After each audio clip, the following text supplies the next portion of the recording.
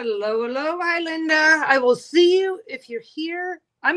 My camera's doing some weird thing. I push it over there. Okay, now it stays there. But if I put it like that, it's just...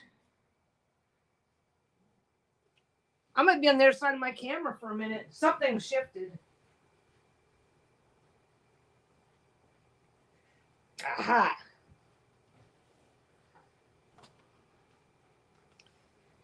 I'm over here. I didn't go nowhere. That goes back there.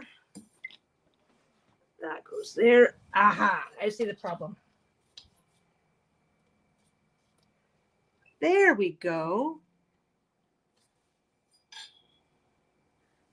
I'm over here.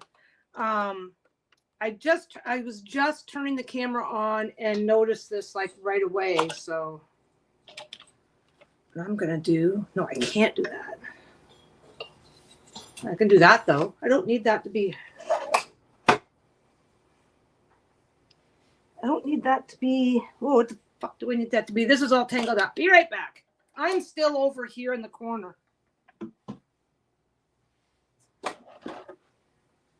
Come on.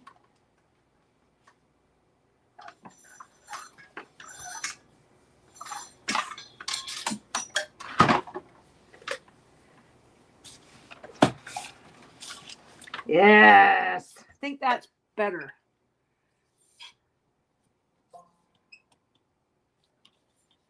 I think that's good. Yeah, now it's not moving. I'm coming, I promise. Oh, Dawn's here, Jenny's here. Linda said she'll be here once she finishes her dinner, so I don't know if she's done her dinner yet or not. All right, it's like with anything that's just finger tight and all that stuff, sooner or later you have to come along and tighten everything up. That's all I'm doing over there.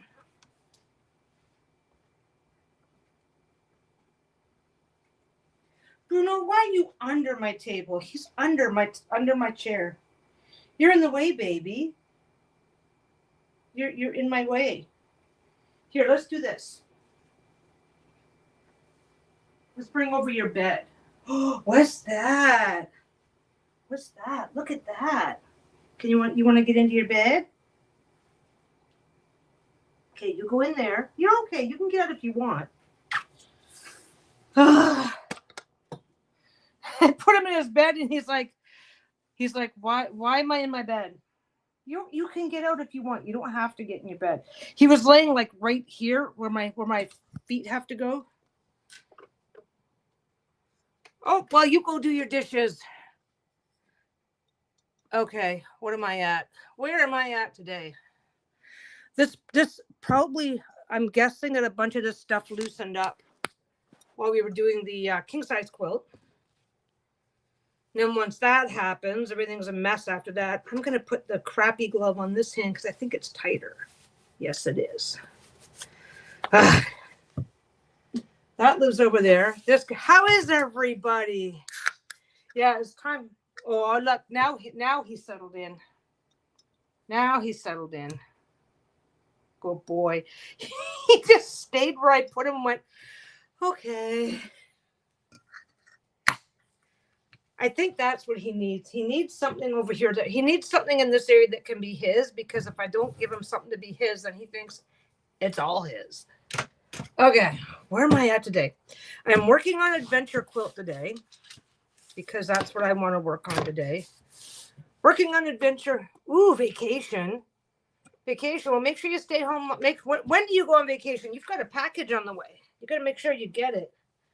Mind you, it's a single bag in a flexible envelope, so it shouldn't be a problem. Okay, I got a bunch of stuff that's partly done. Oh yeah, it's officially the weekend. Everything's good here. Everything's great. Started a new project for Lisa, but you guys have already seen the first post. If you guys are in the, I think you guys are all in the Supportive Tarot group. I did a project. Normally I would get a cloth, but I don't have to keep it as I can go back to licking my fingers and go, Oh, there you go. The oldest is home. Well, you tell them, make sure they get it. Yeah, I'm not gonna say gas vacation. Everything's a vacation for me. So where am I at right now? Okay. I'm gonna finish that one. I've got a bunch of stuff that started, and I just need to line up backings and get it all done. So I've got a piece of backing already. I got a piece of backing already for this. So I just got to. I'm just gonna trim it in. I'm gonna trim it in to mostly match the backing. So that one's gonna be. Oh, I didn't show you how this one turned out. Oops, sideways. That's how this one turned out. So on the back, you can see the pattern.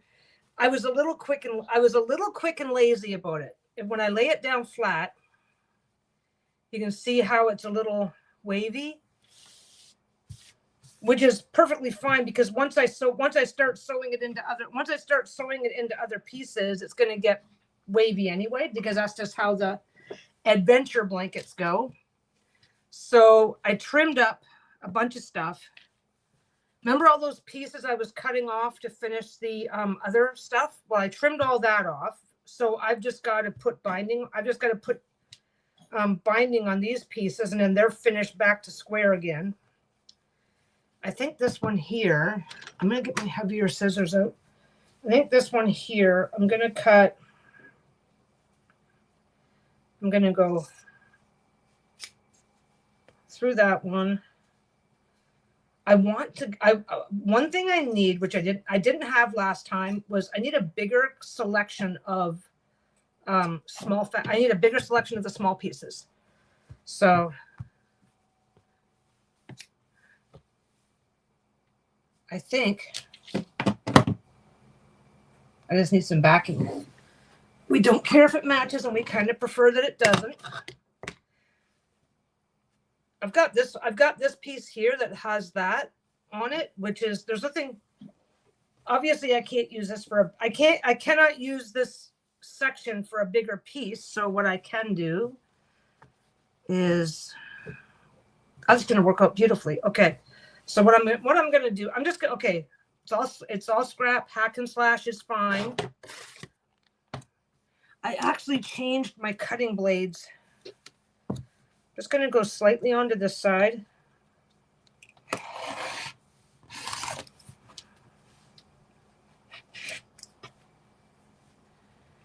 I swear to God. Okay, this is a brand new blade, but it's also a small blade. So when you start getting into thicker fat, when you start getting into multiple layers of fabric, it doesn't always want to cut.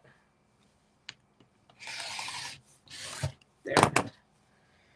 Now, if I had a small project, like that, see this, I could make 2 standard bags. Hey, Sarah, how you doing? Right now, I'm back to making patches for my next. We've decided to we're no longer making ugly quilts. I'm making patches for the adventure quilt. So I'm working on making patches today. I am trying somewhat to focus on smaller patches. On my last quilt, whenever I had a little gap at a corner, I would put a small patch over the top to fill it in instead of having to continue agonizing forever. So I'm going to keep up with that theme, and I'm going to do the next one almost identically. Yeah, it's an adventure quilt now. We decided adventure quilt was an official new name. As soon as I said to Lisa, she'd go, "Oh my God, I love that." Anyway, so I'm just doing basically cup holders. Honestly. Oh, and I have that one and that one. I'm going to chop them down. That one. I still have my iron out that I have to plug in.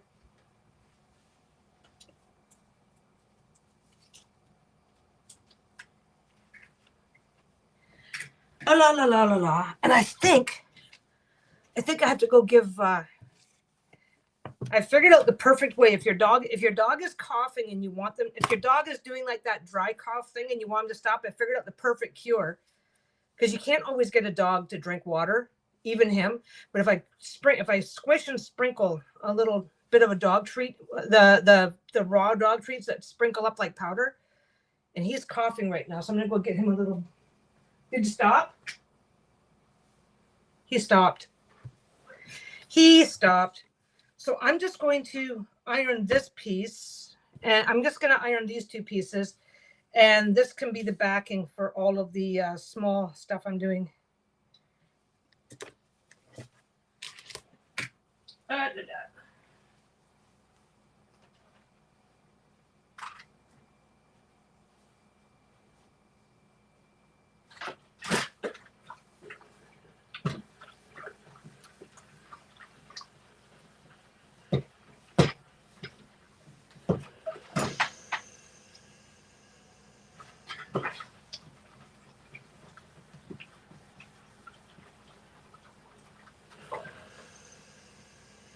If you iron almost to the center and then open it up, you can deal with your centers with a lot and not need as much space to work.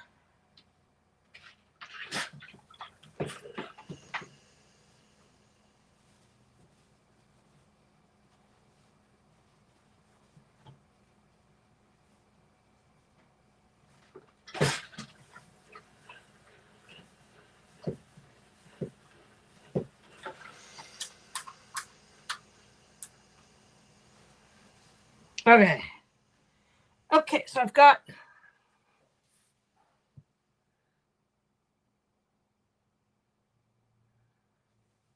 Yep. No, Bruno, I think it's the stage. I think it's the stage because Bruno, I don't know if you heard him coughing just a couple of minutes ago. Bruno will get coughing. But the thing is that, okay, if I'm coughing, I'll go get a drink of water. I'll take a lozenge. I'll do whatever, right? We do the same thing. We just have options. But, and I found that if I encourage him to drink a big giant pile of water, then, because he's already, I don't need to cut that off just yet. He's already dealing with him being a diabetic dog, he's already dealing with other issues anyway. So we want him to drink lots and lots of water, but we want it to be his choice. But yeah, I just I'll show you what I use. I'll go get a thing so we can do a little bit.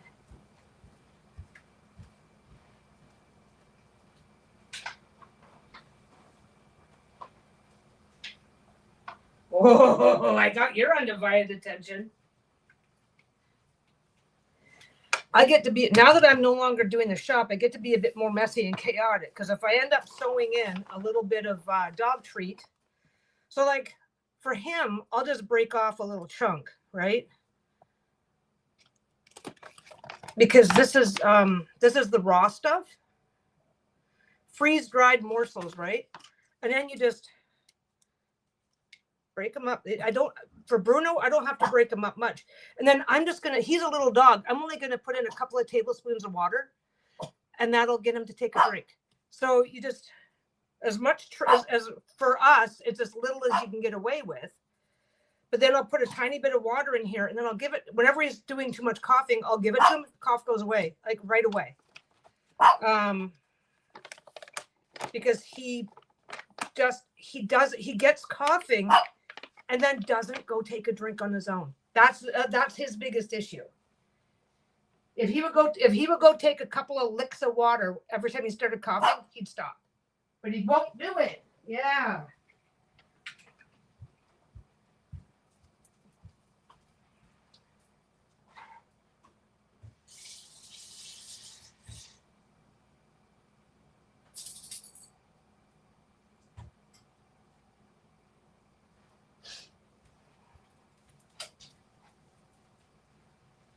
See, I don't know if I can show you. Like this is a tiny bowl, right? That's it. That's all I put in here. He's a little dog. Hi, what's that? Is that for you? And now he's playing bobbing for. Hey, Crystal, how you doing? Now he's. I don't know if it's psychological in dogs or not. I think what's psychological is that it doesn't bother them. A big part of it for us a big part of the we must make this go away energy for humans is that it's okay. I'm just going to do these little pieces. They've already got a front, they've already got a back, so I just need to do binding. So I am going to wait. What am I going to do?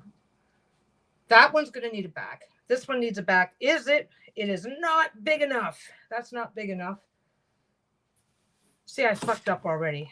Okay. What I'm going to do is I need to put binding. I need to put binding on all of this stuff here. This everything in this pile already has backing on it of some kind. So I'm just making binding strips. But yeah, his problem is that it does not bother him in the least to be hacking and coughing. So when it starts, he's just like, yeah, whatever. I'm just hacking and coughing. It's okay.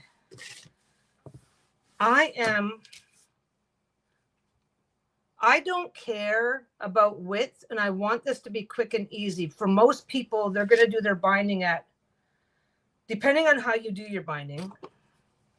A lot of people do their binding at 3 inches, and then they have a way of attaching it so that it's a double layer of fabric. I just want one. I just want one layer of fabric.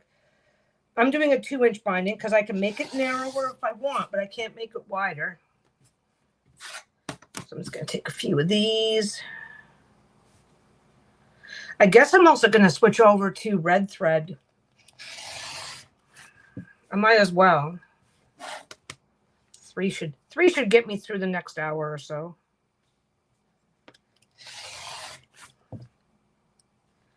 And because this is there's a lot of intentional sloppiness in what I'm doing, so I'm not agonizing, because you could take something like this, right? And then you could do traditional binding where you actually, I should learn to do it. You could do traditional binding where you pin it carefully.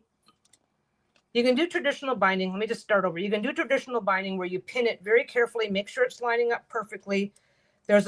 Actually what you do is you do it that way. You do it like that. And then when you're done, you flip it over and bring this around and wrap it all the way around to the front in a double layer. I just do a single layer.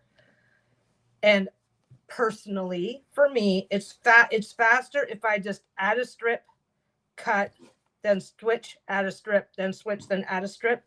That way is faster for me. But you can do it where you're coming up and then doing all the schmancy folds to get around the corner. But I'm not worried about that. I'm not worried about that because I don't care. And all of this is getting zigzagged together. So I don't care if it's a little sloppy either. I'm going to switch scissors. So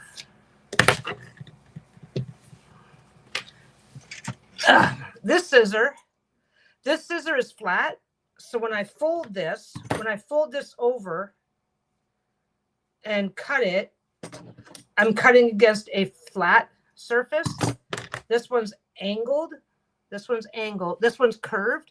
So then I'm cutting against a curved surface. So if I don't know if you can see it, but the fabric itself is a little curved, so I don't get as straight a piece as I would like. What I'm doing and the way I'm doing it is not that big of a deal, but if I have an easy way to do it right, I should. So there's that. But yeah. And now he's wet his whistle. He's gotten some moisture in his throat. He won't cough. Every time I've done this, if he's coughing, every time I've done this, he's stopped.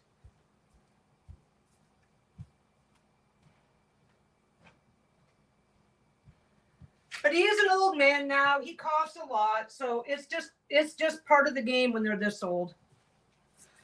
Okay, so these two are identical.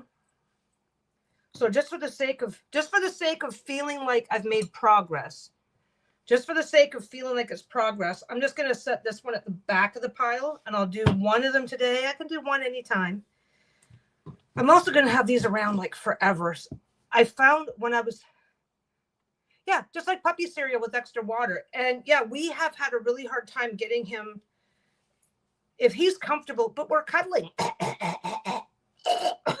Like, he just doesn't want to, he doesn't, I don't think he mentally equates that taking a drink of water will make his coughing go away. So he just doesn't. But Shayla was the same way too. Once Shayla was 15, right? And once she got a little bit older, she was coughing. Dogs cough. It's what they do. That's normal. Just like kids cough, right? It's pretty normal. But Shayla got worse for coughing as she got older too. So I don't think there's anything unusual about an older dog coughing. But yeah, it's just you got to get him to take a drink. And that's always been the challenge. Okay, so what else am I doing today? That's it. That's all I'm working on today, unless a better idea comes along. I need my red. I've got tons of this red, so I might as well use some of it up today. I also brought over this. When I had Rose working with me, I had 2 sewing machines set up on 2 tables, right? Which worked perfectly for us. So she had her own supply of thread. So this is some of the leftover threads that I try to get into these before I pull out a new thread. So when it comes to the piecing stage, I'm going to try and use some of those, but there is red over here. Let me see. It's a nice, this is one I've had forever and ever and ever. So I am going to use that today. Come on. Doop. I just got to put that away. That's how I hook this through my bobbin like you're supposed to, but instead of popping it in the top here, I hang it all up. It's a system.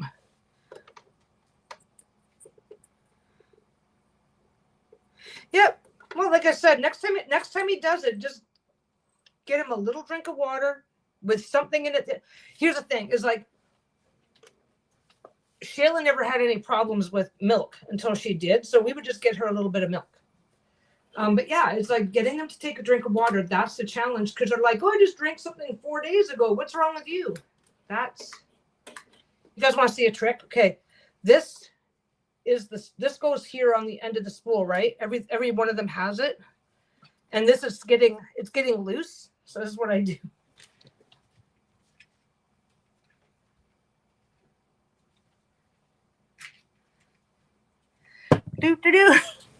I just get a little bit of 505 spray, hold it over the garbage because it's going to be a mess, and I just give the tiny. I try to be careful, but I give the tiniest. You can see how it's not dirty from dirt. It's dirty from loose thread because I use so much black.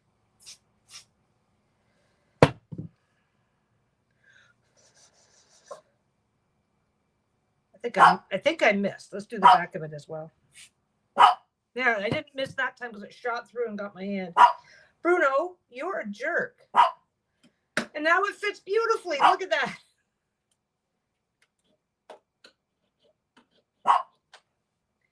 If you have an older machine and your stuff is not, Bruno, no, it's time for work. No, it's time for work. Buddy. I've said his name too many times. And there's somebody talking in the hallway, so he thinks there's a reason to talk to me now. Anyway, yeah, this is just temporary adhesive.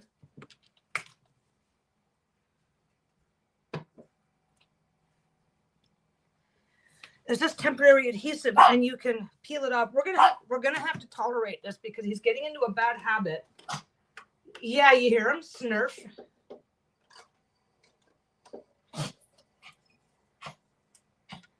Anyway, that's what works for us when the coughing starts. I hope it works for you because if that's all it is that if it's just simple coughing, it works for both of our dogs. It works better on him than it did on her. But she also had really long fur around her mouth because she had to be groomed all the time, right?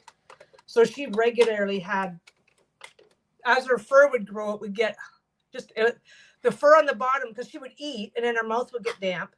And then the fur, because her mouth is damp, the fur is curling into her mouth and touching her tongue. So then we would go and we would just carefully trim around her mouth, and that part of that problem stopped for her. Well, yeah, but you're faking it now. I know you're faking it now. You just want attention. Anyway, you listening to him, he's got such an attitude. He was sound. I had to carry him out. I need to stop talking about him. I just carry him outside. No, you're being a jerk now.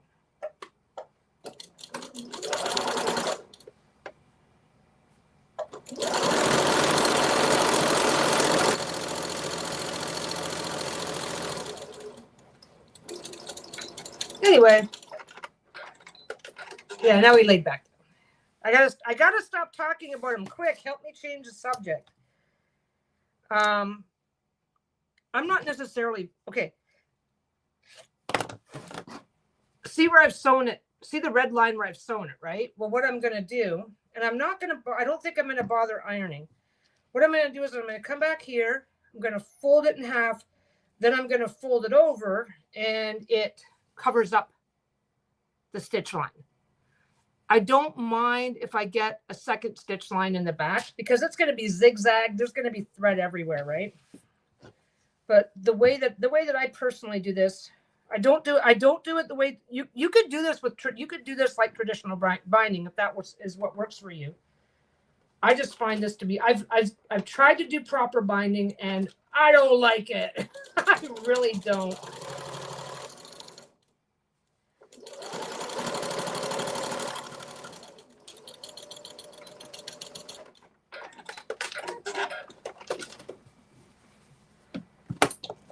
Okay, that's why that's so long. So I'm trying to grab I'm like this, trying to grab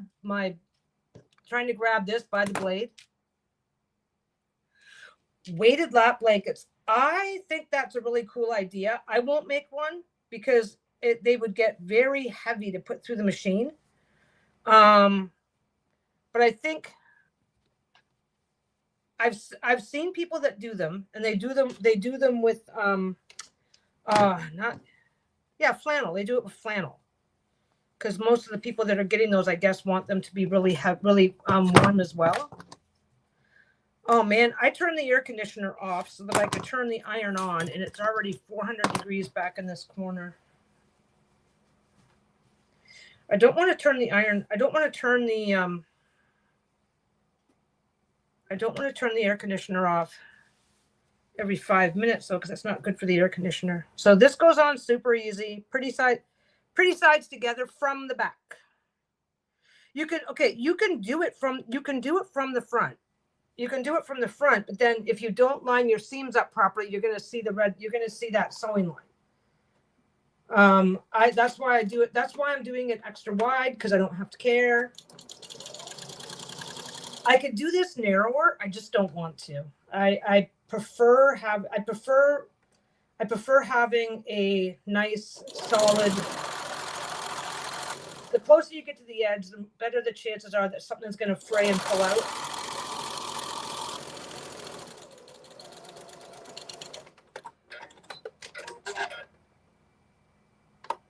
They have to be on those kinds of machines. Yeah, my machine sits up. The tables that let your machine stay level, they've got to be done on those machines. I don't think there's any other way to do it. But I don't know. Like Lisa and I talked about it, and the logistics just are not something I want to. That's not something I want to personally deal with. But what you do is you put together your quilt. You build it one row at a time, and so there's no. It's not a quilt. There's no batting, right? So you put your two pieces together. You put in a strip. Fill it, then you put in the I forget what it actually looks pretty easy. It really does. It actually looks pretty easy and fairly doable. I don't know how they go across afterwards to fill everything in, but it looks like it's fairly easy and doable from a logistics point of view, but from manhandling all that weight on your machine kind of dealy, I don't think I'd want to do that. There, I think we got a better view. I was having to twist, well, not twist too much, but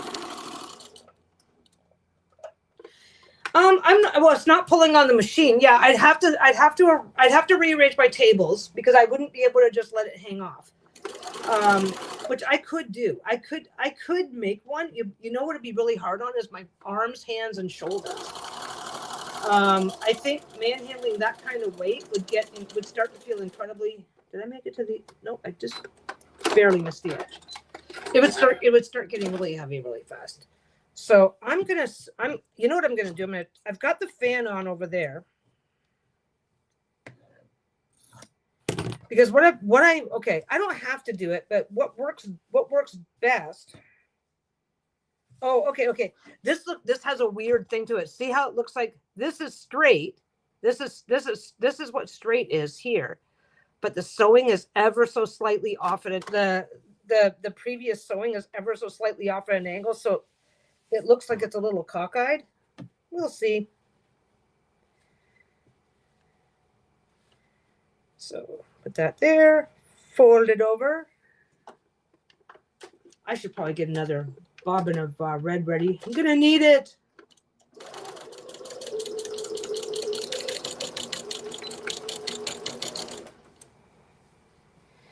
The only thing that, well, actually, you know what? The only thing that happens here is that you have a double thickness where your two fabrics are connected. But the reality is that you're gonna have like double thickness anyway doing traditional binding. If you go around the corner on traditional binding, you get this big chunky section as well. So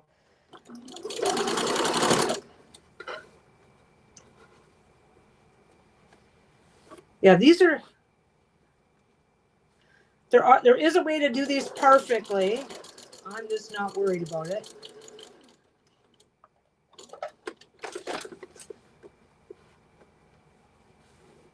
Okay, back up. What's the? Oh, yeah, I started to tell you guys about my tarot project. I started to tell you guys about my tarot project. So what I've done in my best. Okay, just a second. I've turned this and then realized I got a bit sticking out the end, and I can go ahead and trim it off, so I'm going to. But I don't want to fight with the scissors, so just turn the work a tiny bit, right? So what I did was for the tarot thing is I made a template. And I've got 6 questions. 5 questions are the same.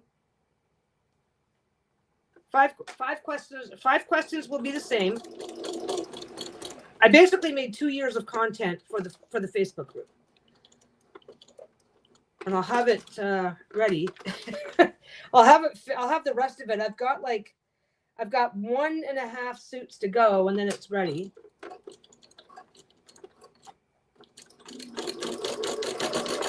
So I'm going to be every single card has at least 5 questions. The first 4 of the questions are going to be the same. 4 of the questions are going to be the same because they're basic questions. Basically, the idea here is to get people. We always have people, and this is what the group is for. We always have people coming in and asking questions about various cards, right? Like, well, how do I work with this and how do I work with that? So basically, what I realized is that a lot of the questions are the same. So what I personally feel, and I could be wrong, and I can add to it at any time I want.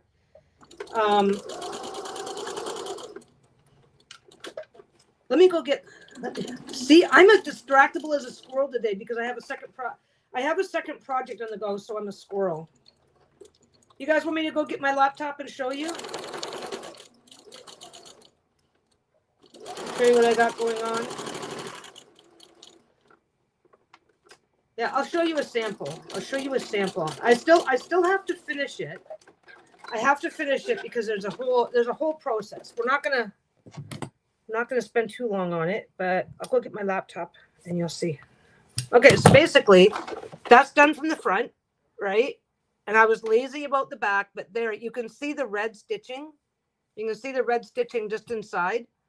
And we don't have to care about that because that's just on the back. If I really wanted to hide that stitching, then I would have pushed this back to line up on on the other side of this, so I'd be stitching through it twice. Okay, give me 2 seconds. I just gotta go get my laptop because it's on my laptop, and even if I could access it from my tablet, I can't see it properly, so I've got no way to know what I'm showing you. But let me just go do this.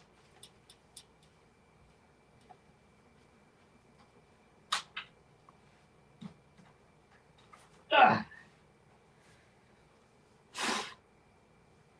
Who does that? Lift up your laptop and then this, it's like, oh, since I've got it up in the air, I'm going to blow off the keyboard. Okay. That's what we got going here. I'm kind of really excited about this because I think we have a lot of conversations about tarot, obviously, but we don't. I don't know how to. Come on, there you go. I'm just running on battery, so as long as my battery remains fine, I don't have to go do anything here. Where is it? StreamYard. See, I can come into StreamYard from over here.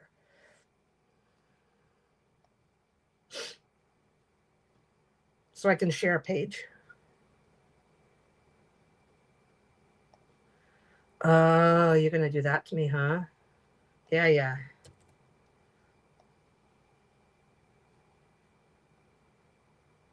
Okay, I don't need to add that.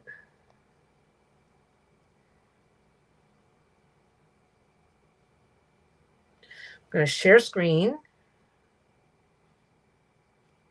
I have to find a screen first to share. Just a minute.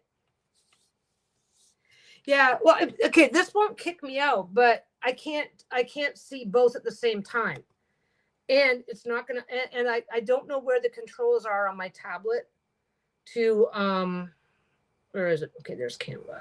I'll grab one from Canva. Pick a card, and if I've already done it, I'll use an example. I'll use it as an example. I've got all the majors done. Pick a major. Pick one of the majors. Pick any major, and we'll bring that up. First one to pick a major, I'll do that card. Now I'll show you what's going on. So what's going to happen is I'm creating all this right now because it's really, really easy. It's super easy to do. So I'm creating it all, and then we're going to feed it Hermit. Okay. Actually, that's probably a good one to do. Okay, so there we go. I can close that. I can open that. I just want to make sure I'm doing it right. Share screen. Come on. There we go. Okay. So I go back to here and I go back to add page. There we go. So this is, and I can view it and I can look at it from over there. So I really won't miss anything. Okay. So what I've done is I've taken I've got every single card. Okay. Every single card. So this is, why do you think the Hermit does his seeking at night? So now hopefully this is going to open conversations. And I get it. Some of these cards might be cards that only get one comment. And that's fine because I've got, okay, so the first, that is the targeted question. Okay. Targeted question. So every card gets a unique individual question with it, right? Every single card, you're gonna find this question. How do you interpret the shadow side of this card? Did you find the shadow side represented visually on the card? Like, do you feel that it's represented? Do you feel that the shadow representation is easy to find on the card, right? The next question is, what meaning or nuance did you see in this card that others might not? So it's like, if there's something about this card that you're noticing other people don't seem to notice, this is your opportunity to share. And the whole point here is to teach and support each other so that people can increase and improve on their learning. By the way, Lisa did almost all of the targeted first question. Lisa did almost all of them. So what meaning or nuances do you see in this card that others might not? Every single card. What symbol or symbols immediately catch your attention and why? And I get it. Sometimes it's going to be, okay, like look at the Hermit. The Hermit does not have a lot of symbols. The Hermit does not have a lot of obvious symbols around it, right? The fact that his head is bowed, the fact that he's carrying a staff, and from the angle, it might not necessarily be touching the ground. He's holding a lantern, but it's not a flame, it's a star. There are symbols to be found, but some, especially when you get into the minors, sometimes it's not going to be as easy to find. And that could be an opportunity. Tarot is about flipping the card, looking at the card, figuring out what's going on based on the meaning of the card. And now we can deep dive. Everybody can deep dive, right? Or not. Oh, that's got to say the Hermit. I don't know why that didn't change over. Of course, I'll review everything. So I'm just going to do this now. Let's get over here. This is how this worked. So I just get into the text, fix it. So yeah, and I'll double check everything before I put them up. Which symbol on this card is easily overlooked? So in this case, the reason why Lisa asked the question, a lot of people overlook the fact that it was like, he's doing this at night. Why is he doing this at night? It doesn't have to be and I don't, I really don't want to, because that means I have to go back and edit every single one of these instances of the card. If we find that there's a better way to say it, then I might change some of the things. So yeah, so that's what we've got, right? And then back to projects. That's not that. Look at all the shit we've got, eh? So then you go to the 5 of Swords. No, I'm not adding that. What am I doing? Okay, let's go back to the very beginning. Just ignore all this stuff. I am still getting used to navigating this, so I'm still getting used to navigating. Okay, it's 3 of Swords. That doesn't have a lot going on, right? So the heart pierced by 3 swords dominates the image. But what of the gray skies and pounding rain? What do you think the significance is of the stormy environment of this card? Right?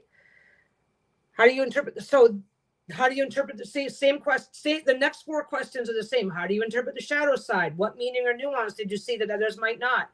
What symbols catch your attention? Why? And let's face it, okay, the 3 of Swords has the minors have some of the minors cards have little to no symbology, and that's worth discussing too, right?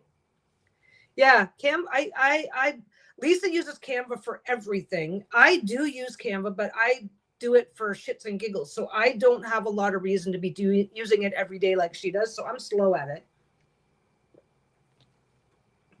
But here's the thing. If I see something that I like, okay, 3 of Swords, right? So I can just go duplicate the page. Now I've got the exact same thing in here twice, right? And now I just have to change the text. If I think of a different question, if I think of a new or different question that I might want to add, if a new or a different question rears its head, I can add it. And if a question like, say, okay, I'm just going to get rid of that. Say for some reason, okay, the 3 of Swords, how do you interpret the shadow side of this card? Well, the discussion could be, for some people, they find the 3 of Swords is a shadow card. That's a discussion.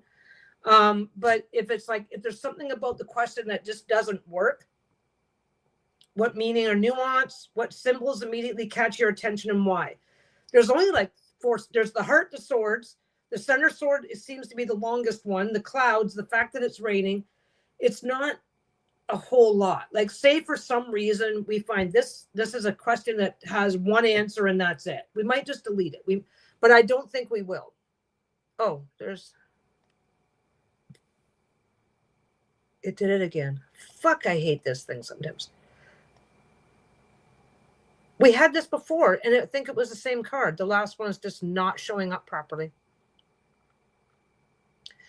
It's there if I click, but it's not there otherwise. I know how to fix it later, so I will fix it later. So anyway, so then what I'm going to do, Facebook lets you schedule out posts. I do need to do scheduling with this. So I'm almost done. Let me just, this might just be a little glitchy thing on my side. I don't know why it's doing it. It shouldn't be. But when it comes time to, okay, I will review everything when I post it. So if I post this and it shows up on Facebook the same way, then I will just replace it and do another one, right? But if I have to sit down and do these every single time, that's way more tedious than just going copy, make your changes, move on, copy, make your changes, move on. Anyway, so that's what I'm doing. I'm almost done. I'm back. So anyway, so the next step is to go into Facebook, and I have not decided. Okay, so there are, my computer's right here. I'm like, how do I do this? Okay, there are 78 images. There are 78 images, and we have 5 questions times 5 equals 390.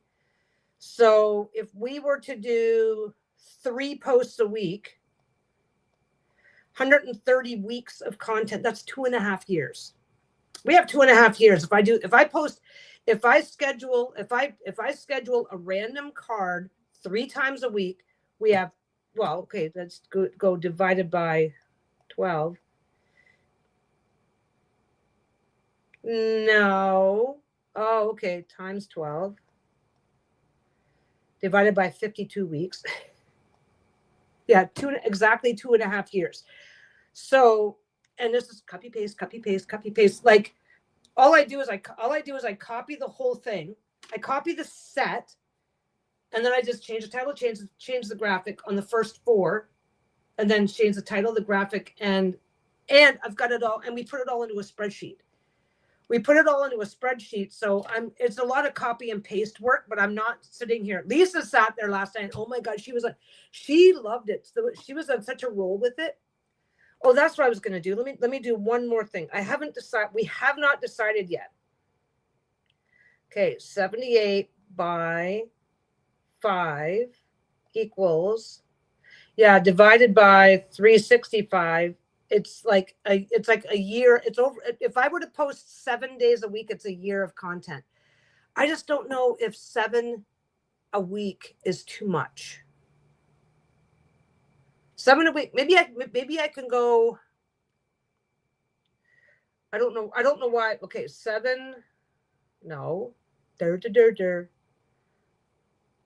Yeah, 78 times 5 equals, okay, 390. I have 390, and we have a few cards that really warranted a site.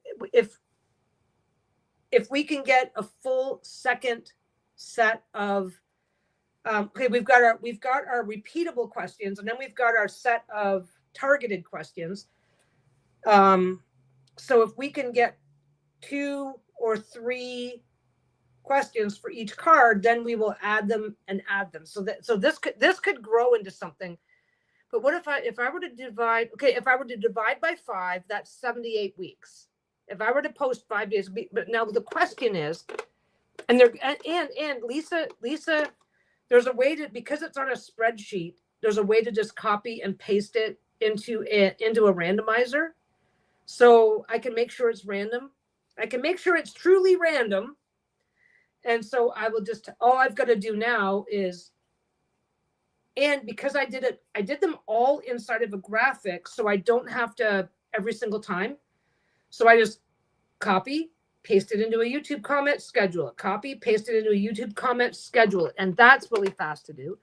So the only question now is to decide, okay, the only question that Lisa and I are discussing is to decide how many times a week to post. And Lisa and I are both hovering on 3 times a week, because I think more than that creates an oversaturation, and people just might lose interest.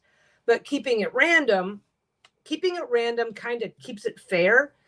And I think, I haven't decided yet, but I think the idea is once we go through everything, I think we might just reset the list and do it again. Keep it going, because in the 2 or 3 years it's going to take, in the time it's going to take to go through all of this, some people may have left the group. We'll have new people coming in. And so it's always going to have a benefit for somebody. But yeah, we don't know how many times a week to do it yet. Everybody goes 7 times a week, once a day. Yeah. It's because the thing is that we talk about this sort of stuff. Somebody will come in and ask, oh, I'm struggling with this card because of its symbology. I'm struggling with this. I'm struggling with that. And the reality is that you can come into the group and search. There's a search button in the Facebook group. I can leave this. How much battery have I got? Oh, I'm doing good on battery. Okay. When you go into a Facebook group, come on, you can do it. You can, yeah, on the on a computer at least, on the right hand side, there's a little spyglass icon, and you just put in the title that you put in 6 of cups, and any post talking about 6 of cups. I don't know if there's a way for us to. I guess we wouldn't want to. One weekly could work. Okay, one weekly would work, but because we've got static questions that don't change, 2 or 3 a week, I think 2 or 3 a week, I think would be the sweet spot. One weekly, because one weekly just doing the targeted questions only is a year and a half of content. So it's like, it's fine if it takes a while. It's fine if it takes a while, but if it doesn't, and different people, I think. My argument for 3 times a week is that you might see a card. Okay, like Jenny just picked the Hermit. Now let me assume, if I'm wrong, I'm wrong, but let me assume for the sake of conversation that you're very familiar with the Hermit card. You may not bother to interact on a post about the Hermit card, but then a couple of days later you see the 4 of Pentacles and you go, oh, wait a second, let's check this out. So because it's not going to, it is not going to be 4 of Pentacles week. It's going to be random. 4 of Pentacles, Hermit, 3 of Swords. The next week might have, so it's going to go back and forth. So I think Lisa agrees with me on that. I think we were pretty much in agreement last night on that. She'd be happy to just do 2 a week.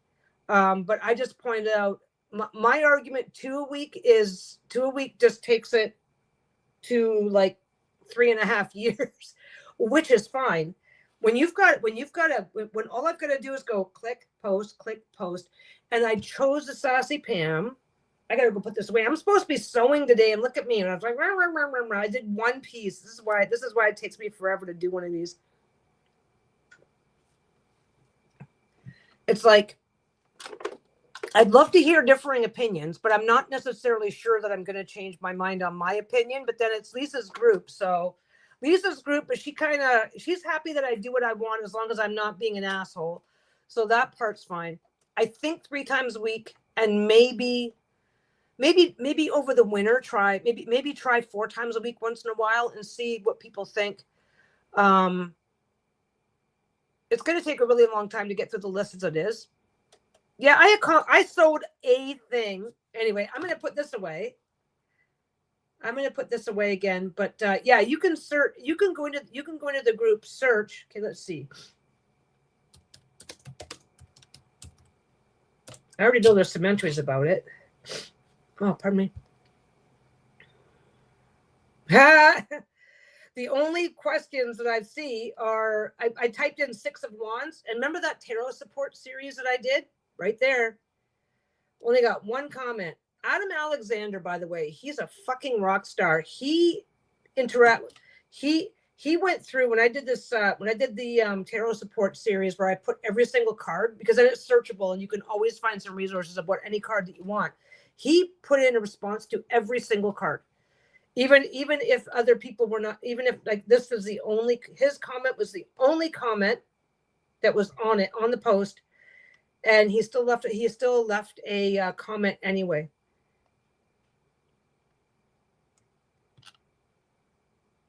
Yep, 6 of. So this will make it. This will make it. I don't know if people are searching this or not. I really don't. But it's there, and it will always be there. And because when I did the tarot supports, this is what I kicked myself in the ass about with the tarot support thing. Do you guys remember that? Where I just did you guys remember that where I did the tarot support, but I put everything up all at once. I put everything up all at once, all in the same day, and everybody was overwhelmed. But if I'd have fed that out once a week for 78 weeks, I bet you it would have done. I think it's going to be a good balance. The group is getting really active. And besides, the post being there is not an obligation to respond to it, right? It's okay, Bubby. I'm just putting my computer back.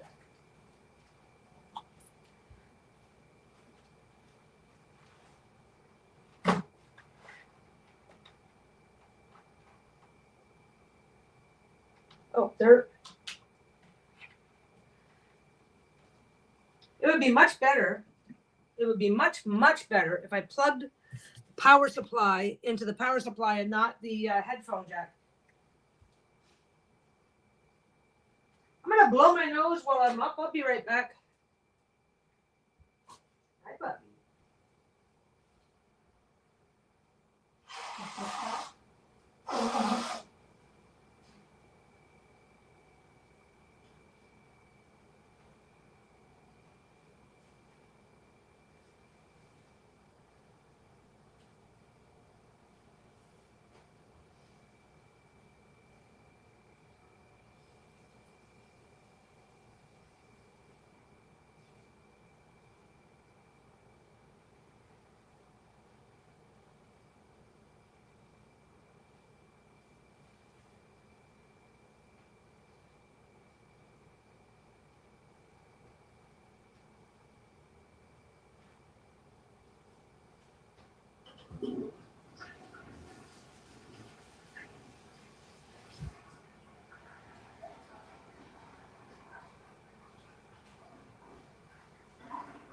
Okay.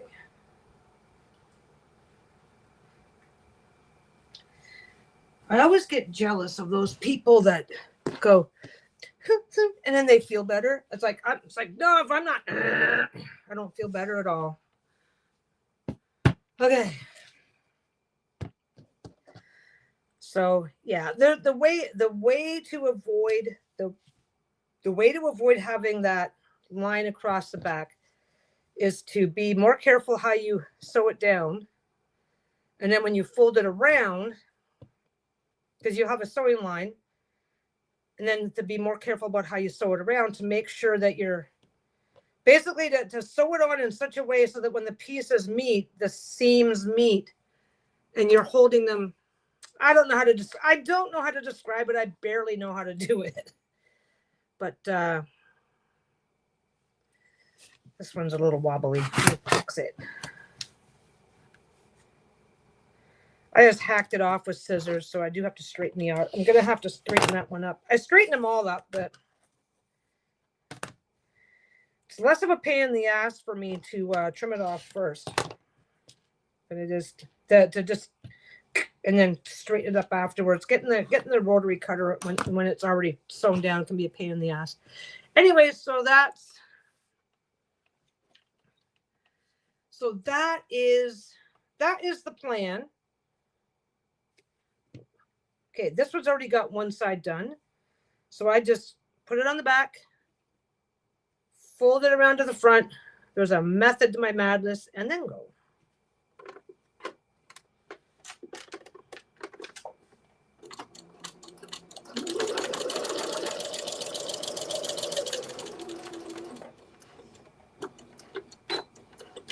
I learned this when I was making masks.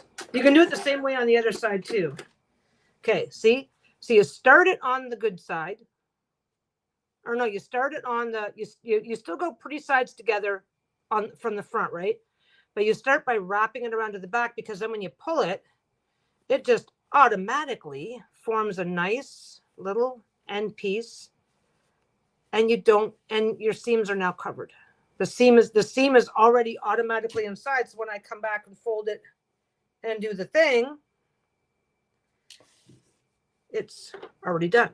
And if I fold it carefully and line everything up carefully along the back, I'll try and do it carefully in a minute when I get the next one done. I am lazy about this, so I just line it up as long as I can see a little bit of it. As long as I can see a little bit of it past the end here, I know that I've got it on there properly. Now, I don't mind if these stick up a little. This does. We are adventure quilting today. This sticks up a little bit, right? It's not always a perfectly even thing. But because I'm going to be taking that, I'm going to take that and I'm going to futz it together with that, and then I'm going to zigzag the whole thing together so it won't matter. So if it's off a little tiny bit, that's fine by me. So again, front to front, start here, turn it over like that. Now, since these are small pieces, I get lucky. Thank you. Yeah, this one's going to be nice and bright. So this is the back, right? So I've lined it up in the front, folded it over to the back. Because it's a small square, I can just put it under the machine from the other side. If it was a bigger square, if it was a bigger square, I would pin it a little. I would pin it in a little bit because you don't want it to push forward you don't want it to push forward at the end where it's folded over. Because it's a small piece, I can just stuff them both in. So I always do one then the other, but you don't have to.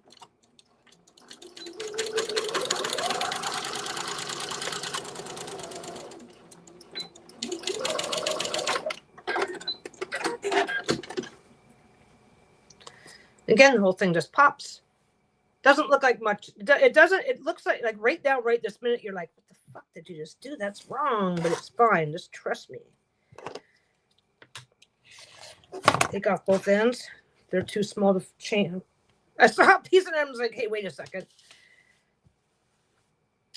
If you're worried about perfection, this is a good time to stop and iron. But you don't have to, because I'm not gonna.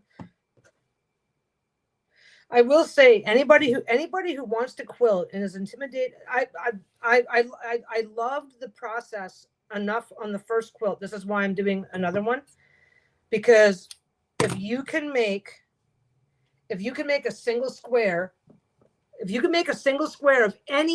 in any way, shape, or form, then you can do this. Because and you can do it pretty full. You can do it. Okay, like my fox quilt, it's over there. That fox quilt in the back, right there, that fox quilt, I just zigzagged everything together. So absolutely nothing wrong with that. And if I really wanted to, I could put a different color here as well. There's no such thing as rules, and there's no such thing as mistakes with this, which is what I really like. This one here just goes straight across, because you're already working with raw edges that you're going to be folding down anyway. But when you're attaching to an existing piece of edge material,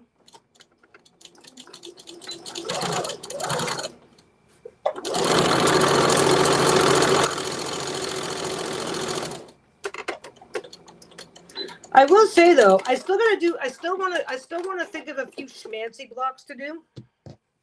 I really do. I want to think of a few schmancy blocks to do, because that's what I did last time. There's a few practice block. There's a few block types that I want to practice with that can make it in. Anyway, just finger press it down. Finger press it down. Okay. So now I've got so I've got this and this, right? So I've got that to fold down. And if I sew it, if I line it up carefully, with this one that I've already done on the back, then let's see if I can do this. Line it up carefully. It's going to be a tiny bit over. I don't care if I succeed at this or not, but it's been something I've been wanting to practice with for a while, is making that line disappear. I might as well put that extra sensitive sense of touch to use and see if I can make it work for me.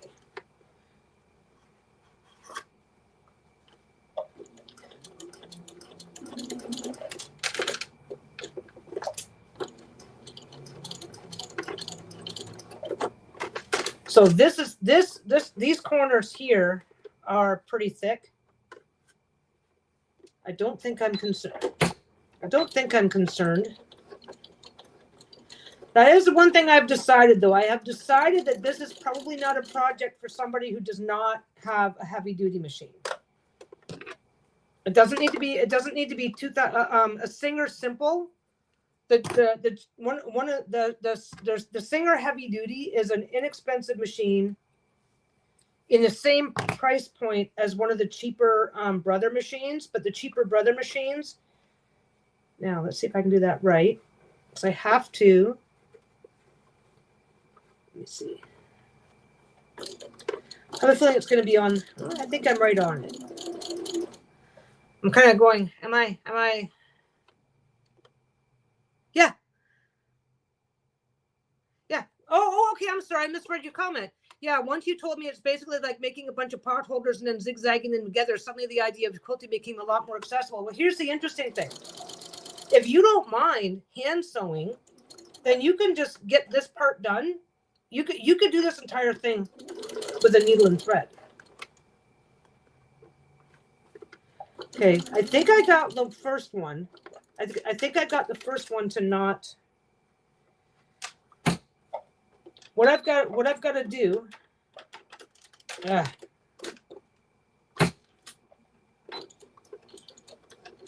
With electronic machines, if you try and ask it to do something that it doesn't want to do, you just got to lift your foot, push it down, lift your foot up because it kind of cancels whatever action is happening and then start over.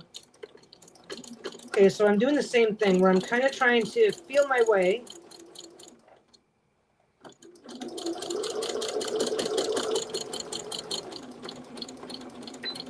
There, I got two whole things done.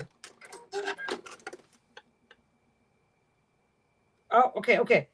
So the first side that I thought I was doing well, I missed a little bit. You can see a little bit of red thread down there. The other two sides, I was able to line them up. I can't, okay. The back is sewed on separately. The back is sewed on separately, and then this is flipped over and put on. So everything is sewn down, but I was trying to sew it so that when I put this side on, I was trying to sew it so that when I put this side on, these stitches would look like they were going right through here instead of over onto the fabric, which I did okay. I got that one. Look at that. That one's not on the back at all. That one's, but it's kind of, it's more visible than I'd like it. It's sewn down, but now I can see that piece there. So I don't know that I like it because I can get closer to the edge, but then it's visible. And I do want to go back and fix that little spot.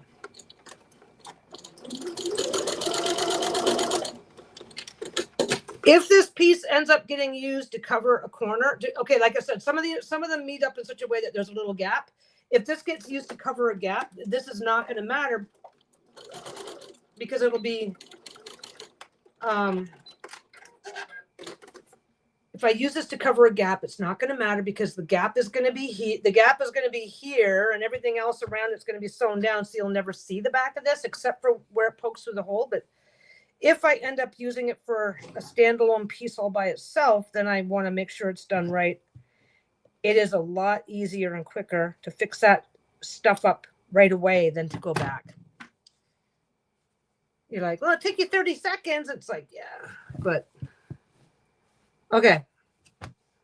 Actually, I want to get this one. I really want to prioritize getting this one done today. Because I definitely, that's the last, that was one of the spare pieces from the I keep calling it the fox quilt, but there's only actually, what, 2 foxes in the whole thing? It's from what was originally fox-based forest animal fabric. Anyway, that was a leftover piece just in case. Yeah, this is good. But here's the thing. I can put this in anything as well. I like that I don't have to stick to a pattern. I don't have to stick to a size. This is, okay, I'll use that one, I guess. I'll use this one. Oh, here we go. Okay, what do I want for the, I think the red wasn't big enough anyway. I do need a separate piece of backing. This one here, though, I'm going to do some top stitching on. Yeah, this is going to trim down to 10 by 10. But I'm gonna trim it from the back because I just want to match the batting.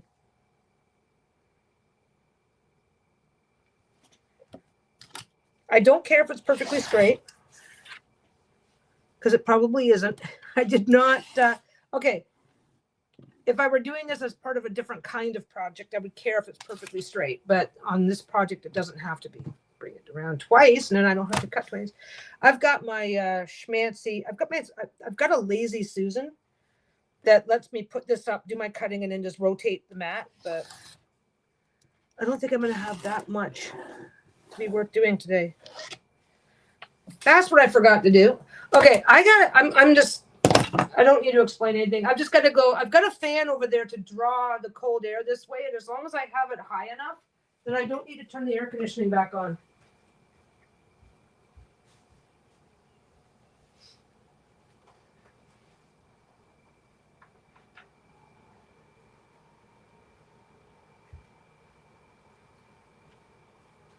Is that one big enough? No, that one's just 10 by 10. Okay, I need a piece to use as backing.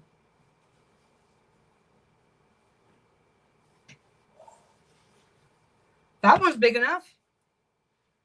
That one's big enough. This is what this. I knew I was going to need to iron a hunk of batting. I don't want to turn the. Okay, let me clarify. I want the air conditioner on. I'm a big fucking baby. But we have two. Instead of one big heavy duty. Because our air conditioner is just over there. There it is, just over there in the corner. But we got a good deal. We got two of those for the same price that it was going to cost, because an air conditioner can only do so much space, right? Instead of getting one big one to run in the back and then run, we used to have a bigger one that we had in the bedroom, and then we would just run fans to draw the cold air from the bedroom out to the rest of the apartment. But then that one died, which was fine. That's what happens. It was like 12 years old. But then we went to get a new air conditioner, and these were less powerful, but we could get two for less than the price of one of the higher power ones. And with the higher power one, we would have to plug it into one room and then use fans to get it to push the air to the rest of the house. Because we're a condo, we're long and narrow, right? So yeah, so we have the one in the bedroom, this one here, but the way our my iron should be ready. The way that our oh, come on, what's going on? This has two different safety features in it, and if you don't, when you're turning it on, if you don't move it around, okay, once it's been sitting for long enough, it turns itself off. So if you don't move it around enough, it doesn't turn itself back on, even if you turn the button.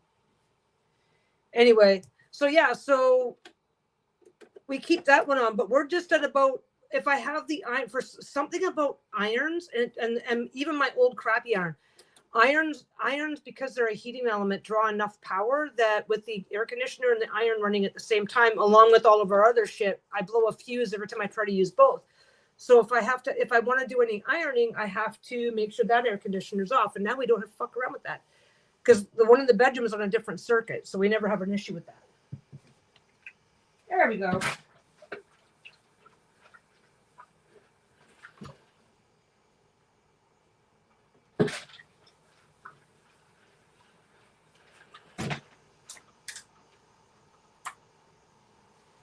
Yeah, it's a very long explanation that nobody asked for, but yeah, so we're actually set up. Yeah, the portable air conditioners work really well. The thing is, though, is that you have to like when we were living on our old place, the bigger air conditioner was just nice. Or the way our unit was set up was it just the air just naturally drifted everywhere, right? And that was fine. But then when we moved here, because we were long and narrow, we put the air conditioner in the bedroom. We're going, oh my God, it's not cooling the rest of the house. Because you have to kind of think of air. If you think of air like flowing water, then trying to get the air to fill up one room, leave that room, drift down a straight thing, and then drift into other rooms. It's like, and that's why we'd set the fans up, right? Which worked. And once we set up the fans, it worked beautifully for we've been here for 10 years. So once we got the fans set up, it worked beautifully. Okay, so I'm going to leave it. I'm not changing my color. I don't think I need to care about that. I'm going to stick with the red. but I am going to pin it. It can shift around all at once when I'm done with it, but I don't want it to shift around while I'm still working with it. This is also a, holy shit, 30K? Yeah, that would be, that's a no for me, dog. I'll tell you though, like, if you're in a position to wait for end of year, yeah, that's crazy. If you're in a position to wait till end of year, if you want / need or decide to go with portable air conditioners, you can get amazing deals at the end of the year. And depending on what your needs are, then you can end up, like I said, we got two for the price. We got two for the price of one. And now we don't have to, we would have a fan in Lisa's room pointing down the hallway, that fan at the end of the hallway pointing into my bedroom, and then another fan pointing this way. Well, I just moved that fan. I don't hang out in my room a lot. Holy shit, 30.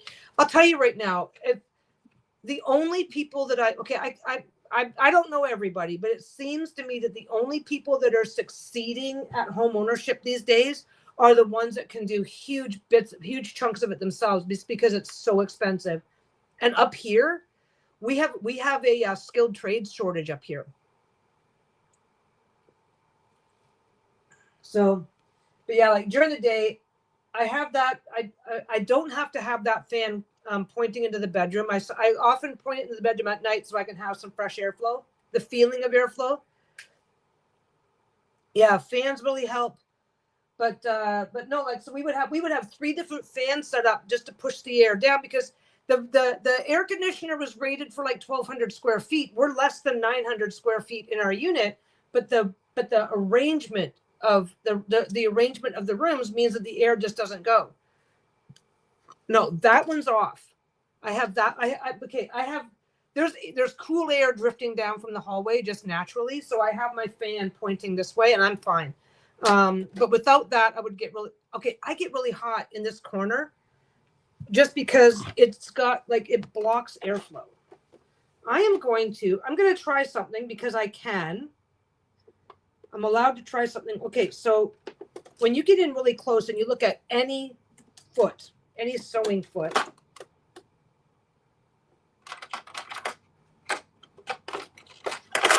okay, when you get in close and you look at any foot, let me just take this is just the shank. When I switch feet back, that just has to go on separately. Okay, when you get in close to any foot, okay, every foot, now this one has a little teeny tiny mark. That little teeny tiny mark shows you where the exact center is. That way you can make sure your needle's lined up properly. But I've also got all kinds of other accidental marks. Okay, this is what I'm going to do now. I don't have anything to point with. Why do I always think I've got something to point with? Anyway, there it is. Okay, so it's got 2 feet. And so I can line up against the interior, the exterior. I can line up against that little gap. See the little gap? I can line up against the gap. I can line up against the center. So sometimes, okay, I get it. Put down some tape. Do your measuring. Do this, do that. And I'm too impatient for that shit. So this is my impatience trick. So what I'm going to do, but if you're trying to do something really close, if you're trying to do really narrow work, this is going to be really narrow work. If you're trying to do really narrow work and there's something on your foot that you can go, well, you know what? If I line up against that, like, look, there's a little tiny, the plastic there has a little tiny ridge that you can see. So it's like, if I can line up against stuff that's already in super close where I want it to be, then I can make my life a little easier. So what I'm going to do is I'm going to position along the seam here. I'm going to position my needle along the seam here, and I am going to put, I got to do the next one in. There's a spot on this that if I line up my foot properly with that spot, I'm going to go from here. Okay. Depending on which way, if you start a stitch where if you've got a figure, a person, an animal, or whatever, if you start your stitching in the direction that they are looking at, it's going to be people's eye, people automatically, this is just human nature 101. People automatically let their eyes follow whatever the figure in their field of vision is following. So instead of starting here, because it looks like both ears are looking this way, and I almost started here, I'm going to start back here. Anyway, I'm just lining up my foot so that I can start here, and I'm going to keep it right along that mark. This is just something. Okay, this is just little tips and tricks that I've learned over the years, because sewing for money. It means if you like. I would have like 30 sales I'd have 30 sales in a week, and most of those people buying 2 or 3 bags. The average customer in my shop bought 2.5 bags per visit. So 30 people in the shop in a given week means that's what I have to replace. That means that's what I have to replace in order to have enough stuff to do my next week. You have to. You don't have a choice. You have to get good at getting fast. So that's one of my tricks for going fast, because other people would be like chalk marking and all kinds of stuff, right? This is how I get away with looking pretty fucking lazy. Like, oh, you don't even mark your stuff. It's like, no, I mark the stuff I work with. One more should do it. Going around the corner is a bit of guesswork, but that's okay. I'm just gonna drift this in carefully. It was out of alignment. Can't tell. It was off by 1 stitch length. Oh, yeah, you were one of my, yeah. I had one super buyer who spent over $3,000, I think it was, in bags. Not you.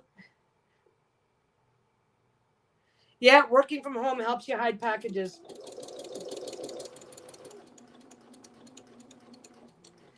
I had somebody, every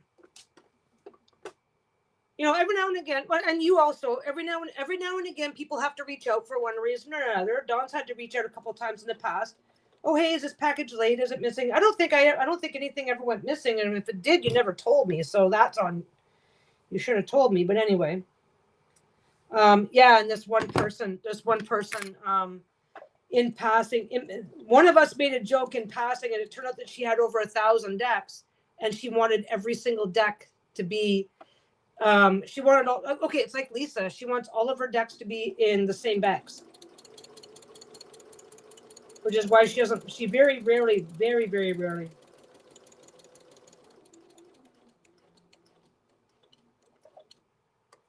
Okay, so, yep, there we go.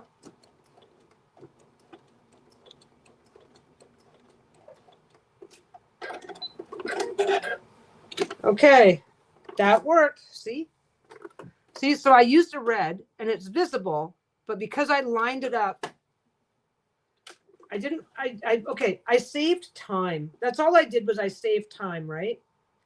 But it is quicker to go, if I line up along that piece of that, can I get the result that I want? I don't know why I backed that up. Well, okay, if you backstitch at the beginning, then you don't necessarily have to backstitch at the end. The only thing I have to do is coming on the corner, I have to make sure I don't go too far, because those also are not marked. I'm just going to leave that pin can come out. But yeah, so this is using what you have to your best advantage.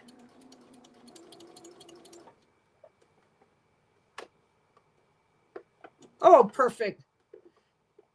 Well, did you show your husband the video and say, honey, you're making me these? Here's the watch this section of the video, take notes on sizes, off you go.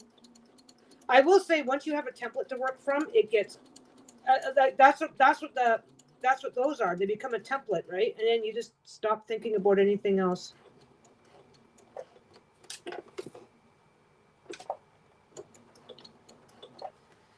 I'm just going to pop. No, I'm going to leave the pins in. I'm going to leave the, oh, maybe I'm going to not. I don't know what I'm going to do. I haven't decided yet. If I leave, because I still have to put the backing on. This is the one nice thing. This is the first thing I noticed about that. He wants us to rewatch it together and take notes. Perfect. Well, like I said, if he has any questions, happy to answer them. And I'm okay. And I'm happy. Once he has the basic notes on sizing and dimension, it's like, hey, he's still not figuring this out. Can you make another bed? I'm happy to do that. Lisa always needs another bed.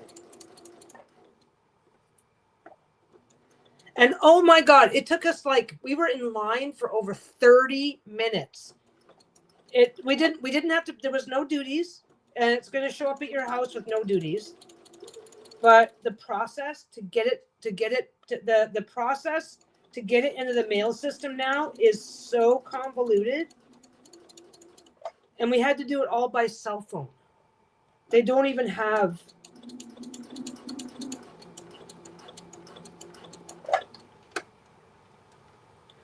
I just have to move this a bit because pin's in the way. But I don't want to take the pin up because I want that to stay down until I'm done with everything.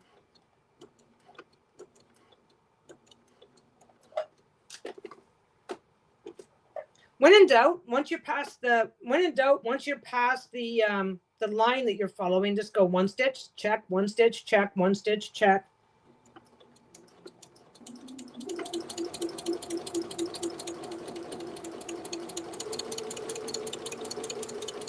And if treating the foot pedal like a gas pedal is it's not everybody's thing, right? Especially if you have mobility issues. Don't forget you can also do it from up here, and you can limit your speed.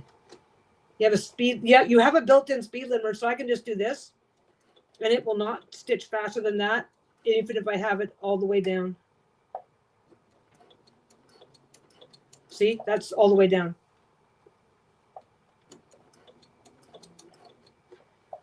Which annoys me. I can go a little bit faster than that.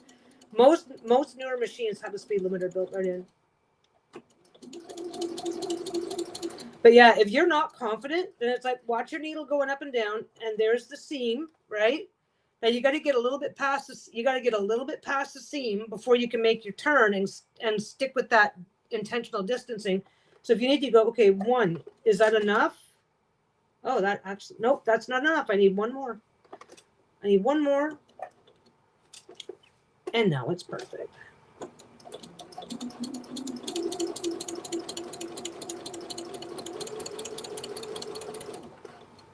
Once you've been doing this for a while, you can get okay. I haven't done one of these in a while, so I'm going a lot slower. But I can do this. I can when I'm doing these regularly, I can do them faster.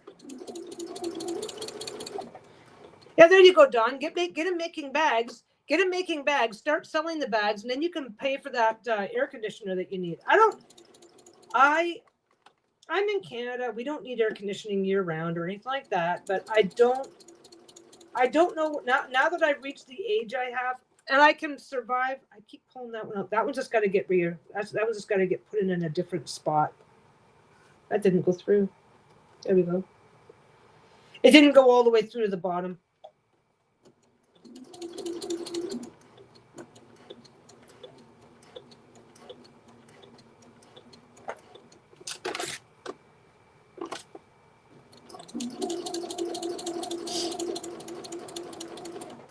There we go. And I'm only going to do one batch. It automatically did two. I actually like how that went. There we go. So you can see the red, and I intentionally offset it.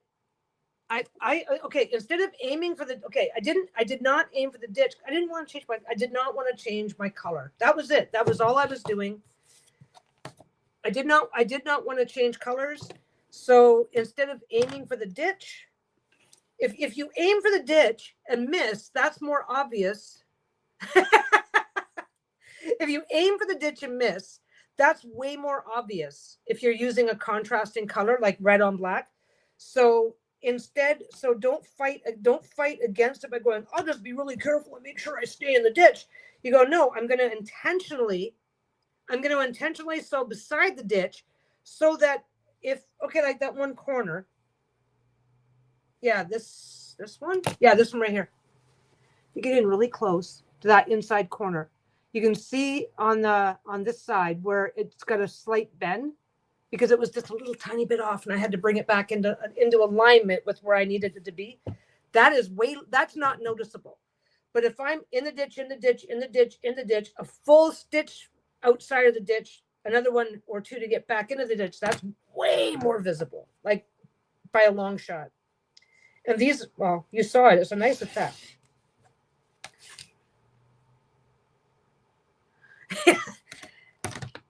You must be. Are you in a cooler area? I know tons of. Okay, I'm in Canada. I know tons of people that don't have air conditioning. I think we have air conditioning just because we can. If we had to like the one year was a decent year. We didn't even bother hooking anything up.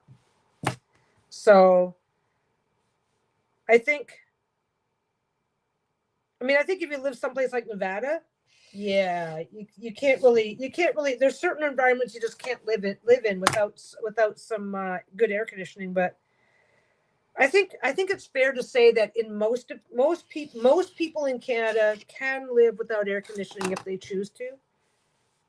I enjoy the luxury of having air conditioning, but I'm not gonna die without it. Okay, this is the thing. Okay, that's actually sticking. Some of these battings stick better than others. Oh, yuck. Oh, get an air conditioner. Oh my God, no. I'm from Southern Ontario originally. And yeah, we get, okay, you're in Maryland, so you get ocean effect. I'm like in the boot. I'm from like the boot of the Great Lakes. So we got, what was called, we always called it lake effect because the Great Lakes are big enough to cause weather effects.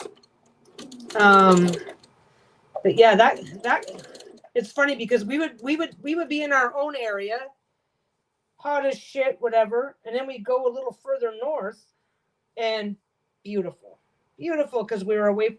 Well, no, they still got lake effect up there, but their lake effect was coming from Lake Superior, which was a cooling effect instead of a warming. Yeah, it was yeah, weather out in that area of the world is fucking crazy. You can wake up, you can dip, you can get frost overnight and be looking at like low 90s by noon.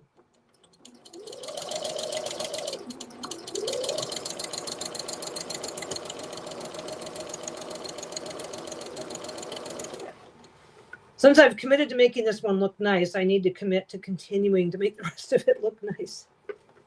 Why is that doing that? There we go.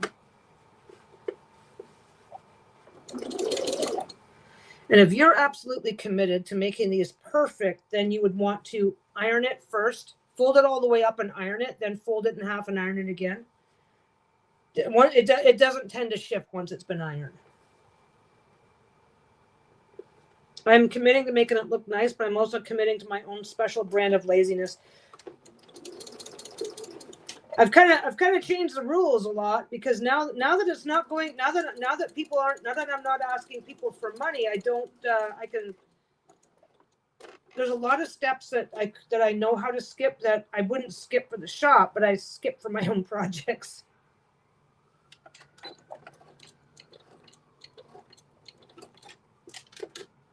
Mind you, I would for a smaller cloth, I would sometimes just not worry about it. But I also have like rollers and stuff. I really was using them properly when I started quilting. I got lazier once I started quilting. I guess it's like the bags though, because I can make a bag. I can make a bag without using any pins at all, just because I've made so many of them. So I've gotten the same way about squares and stuff. Once I went and started doing more quilting, I'm like, oh yeah, just put it together.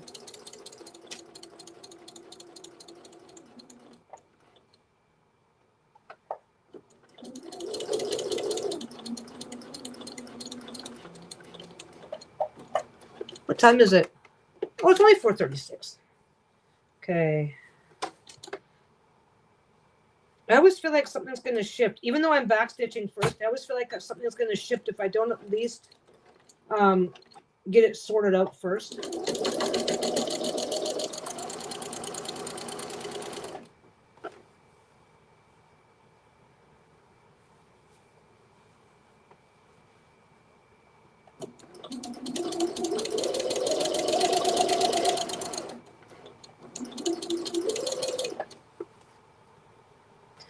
Yeah, this is how I do a reading a tarot mat.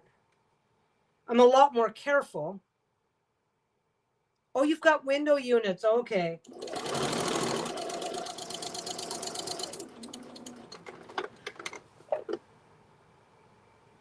Yeah, thankfully the 3 window units we got are doing a great job keeping the whole house perfect. Yeah, I don't mind. I'll tell you right now, I don't mind as long as you don't mind giving up the window space. I've heard stories about what people spend for central air, and it's like. But then again, well, you're in a state that gets a winter though, so it's the same thing. It's like, dude, I'm not using this year round, so I don't need to spend that kind of money. I don't know. I gotta use my narrower scissors because I just got a bit of the thread ends that you cut off, but they're a little tangled on the end here, so I just want to use a finer pair of scissors so I can just trim them off better.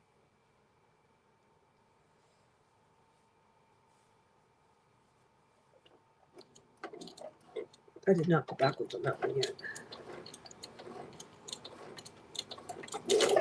Oop, there we go. I'm going to be so glad, though, to have the Janome back.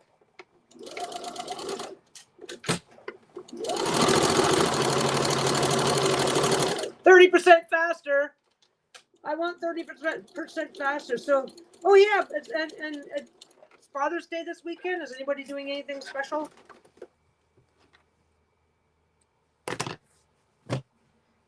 Since we're a 2-girl family, Lisa gets Mother's Day. I'm the bio mom, but Lisa gets Mother's Day, and then I usually get Father's Day. So I'm going to assume that we'll probably take a nice drive. There's a couple of really nice places that we like to get out to over the summer. There, so that one's done. So it's done on purple with the contrasting thread with red here, and then red sewing all down, which turned out really well. And then I'm gonna fuck it all up by zigzagging some bright yellow shit onto it. But that's okay. That's tomorrow's problem. That's a problem for tomorrow. So this one here is done on 2 sides. Oh wait, if I got a small, I don't have a smaller piece of that yet. What I can also do, if I decide that I really am not happy with this, because this is all scrap, our winters can be rough. We're on top of a mountain. Oh, so we get more cold wind and snow. The good part is we run around 10-ish degrees less than where we used to live. Well, that's not bad. That's not bad. Yeah, where I used to live, it was pretty mild most of the time, but the area was like amazing for. I'm gonna go that way. It's not quite enough. The area where I was from, I'm gonna cut all of it off because what I have noticed is that the don't forget this is all scrap, so I can do whatever the fuck I want. Oh, and then I can do that. And then I can make 4. That'll be all right. Okay, I've got some nice little pieces that I want to use, but I do want them to be like, look at that. Look at that. That's going to find its way in my quilt somewhere. Oh, that's where it is. Now I can get this piece out. That's not bad right there.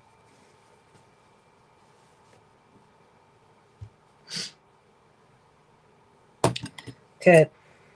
I've got 2 pieces here, but I already know that that's the same size, right? So I'm just going to cut all the way through it.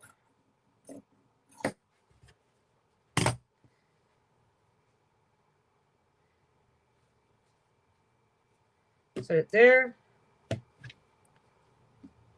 Got to go together that way. not pretty sides together. That one.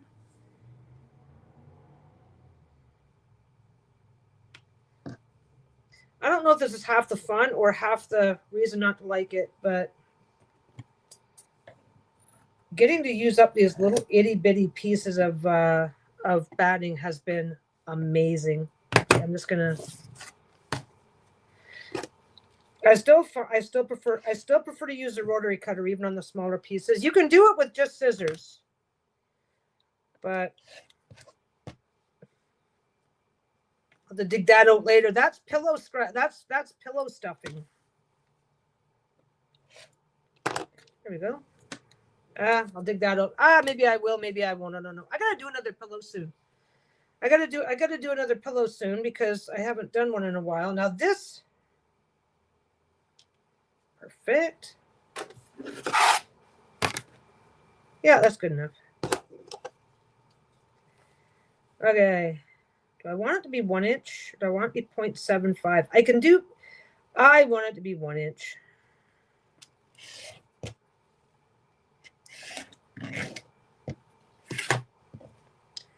If it's a little less, that's fine. I should have pinned it.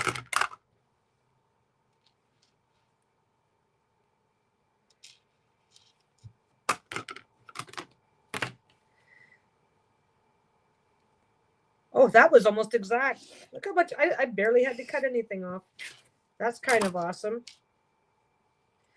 Again, this is I want to spend a few days making these little guys because I did not have enough. The rotary cutter is a lot of fun. Number one rule is always push away from yourself. If you're really careless. Also, I like to use the schmancy roller so I can keep my hand back a little bit. You don't want to be careless. So you do have to treat it with some respect and treat it like something that can hurt you if you're not careful, which I think is true. Okay, even sewing scissors, so proper sewing scissors can be insanely sharp. So you just gotta, it's a cutting edge. Treat it like one, and they are a lot of fun. They're quicker. They're easier. They're quicker. They're easier. I always warn people. I'm always the safety guru, right? I'm always like, just be careful. See what this. My hand is at least 1 inch back, but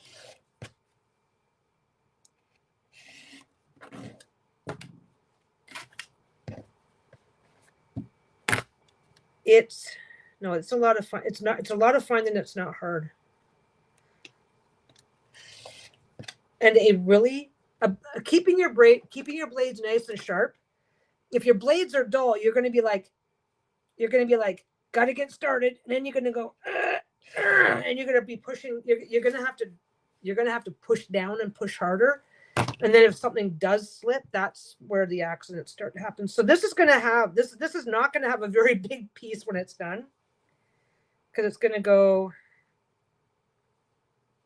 in like that. I don't know if I should clip this or not. There goes my iron turning itself. I'm going to start on. I'm starting on this side because of the way my pin's lined up. Because then if I don't have to remove or adjust my pin, then life is a little easier. If you are working with the really small pieces, I'll show you in a second. If you're working with really small pieces, then mistakes are actually way more visible than if you're working with big pieces. Because you've got such a small amount, you're working with such a small amount that, if you've only got enough room for 4 stitches, and one of those stitches, if you've only got a room for 4 of something and one of them fucks up, then it's easier to notice.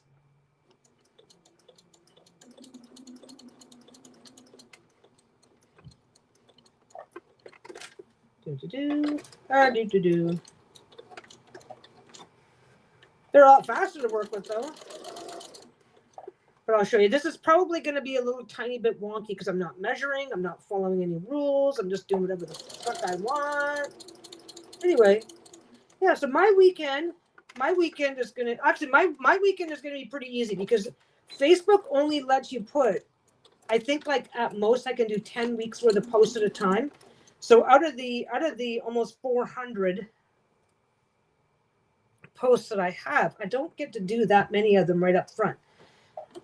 Could you imagine if I could set up 3 years? If I could set up 3 years, actually, I'm going to look into this because there used to be, I don't know if this is a good idea or not, but there used to be because I'm active enough to begin with, so it doesn't matter. But there used to be a posting thing. There used to be a software that you could use that you literally could schedule out 1 or 2 years worth of content. You could schedule out your entire, you could practically automate. And if I could, I don't know. Canva doesn't. Jenny, you might know. You do that. You use. Okay, Lisa and I've been using. Lisa's been using Canva for a long time. Canva can be used to schedule out posts, but apparently it's really clunky. We've never found a way to do it conveniently, easily. There we go. Okay, I'm gonna hold this one up really close so you can see.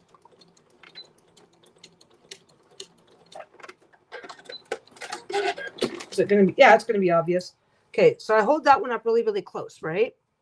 And you can see on this side, it goes over a little. You can see on this side, see how it does, see how it goes over the end a little bit because it's just pushed the tiniest bit out. And on little pieces like this, on little pieces like this, it's a lot more obvious when that happens. So if you're doing the kind of project that matters, then you're going to want to do it this way. You're going to want to iron everything. I'm still going to end up with a fucked up piece here, but you're going to want to come here. You're going to want to put your piece down, and you're going to either want to pin it. Actually, I'm just going to clip it. You're going to want to clip it here, clip it here.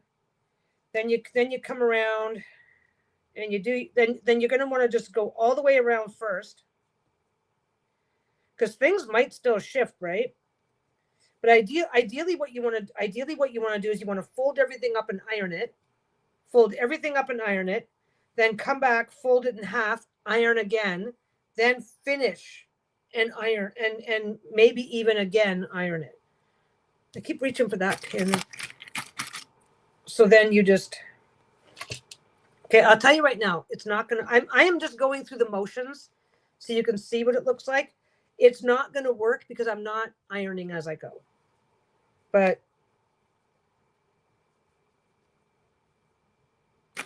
maybe it will work. Let's see if I get a better result.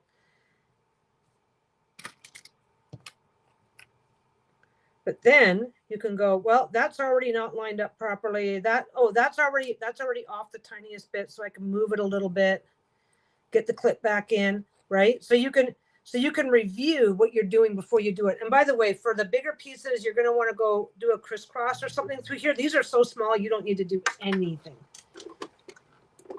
And then get up there. And then you take the clip out, drop it down right away.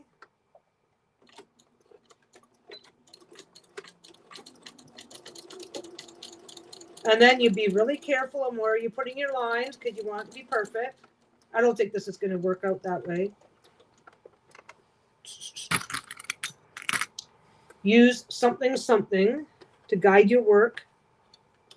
Use something to guide your work after the clip goes out. If you have something guiding your work that you can pinch with or do whatever with, then it's less likely to shift. But the last thing you want to do is have your finger in there. Don't stick it in. I won't stick. If I won't stick my finger in there, then you know you can't do it, because if that's a shortcut I won't screw with, it's a shortcut you can't screw with either. But you can, but don't do it.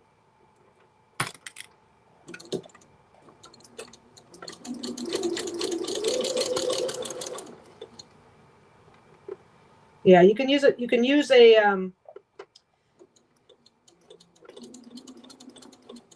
and then just depending on where your folds are, this one I'll be backing up before I turn, because it's just because of the direction the way the fold went. So who cares? Okay, there we go.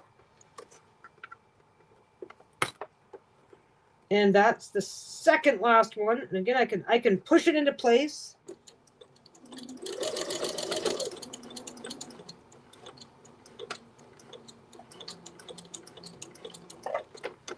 There we go.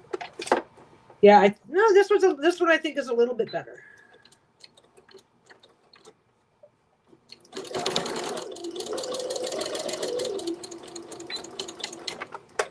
There we go. All right, toss that one. See, this one's a little bit better. This one's more lined up at the corners, right? It's a little bit more squared off. Anyway, yeah, we're probably just gonna. If it stays, it's supposed to stay nice for the weekend. So we're probably gonna do a Sunday drive, maybe go to tea or something. Find something fun to do. Yeah, I didn't have enough of these, and I had a couple of really tiny holes that I could have covered with one of these, and I ended up covering with one that was a lot bigger, which wasn't a bad thing, but I need a few of those. I actually need a few of those. So let's get. Ooh, let's do that one. Let's do that one. This is one that remember this one from the leftovers. I'm just gonna go up here.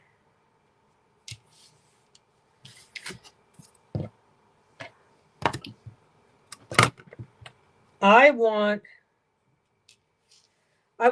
don't want the whole thing. I want like over here. I'll hold it up for you in a second so you can see.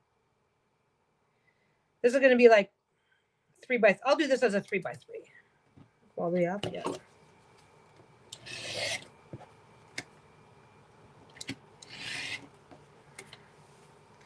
Ugh! See that stuff. Where'd it go? It just bounced to the bottom of the bin. There's another one. There's the rest of it. I'm serious about the pillow. It's like this stuff already broken up for you is like 30 to 40 bucks a bag around here. It might be cheaper nowadays, but the last time I tried to buy some, it was insane. Okay, so it's not going to be exactly 3x3 because it shifted. No, it's going to be 3x3. There we go. Exactly 3x3.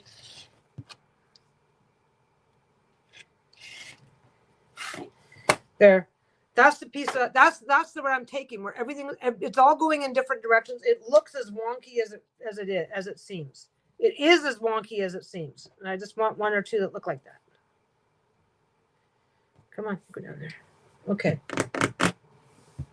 There it is. Is that one? That one's not big enough, so I need that one.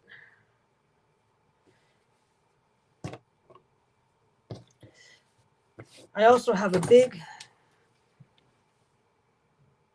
Melzy self. Hey there. No, I am still here. What time is it now? It's almost 5 now. Lisa's going to be home soon. She's not home yet, so we get to play for a little while longer. Okay, I have all of these here. So I'm just going to cut 2 of these. I'm going to cut 2 of these because I know I've got smaller pieces to use. A little bit big. I'm going a tiny bit big because I got to take the salvage off. So how you doing? What's everybody else doing this weekend? We've got Father's Day. We've also got fuck that. It's Friday. What's everybody doing this weekend? Okay. You know what I'm gonna do though? I am not gonna give a shit about life. I think I'm just gonna. That's 1.5 inches. That's 1 inch. Why should I care? Right? This is the Adventure Quilt. So having mismatched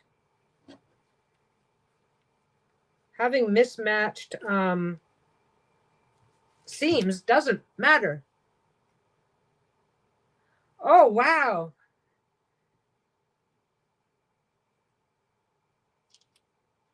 God, I can't remember the last time I got my hair done. Had to have been like maybe 21. I used to have hair done. I used to have really long hair down to my waist.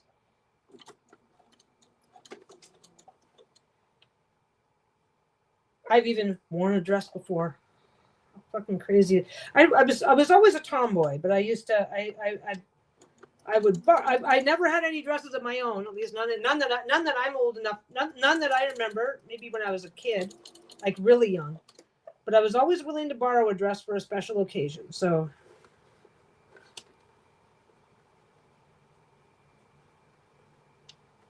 there we go.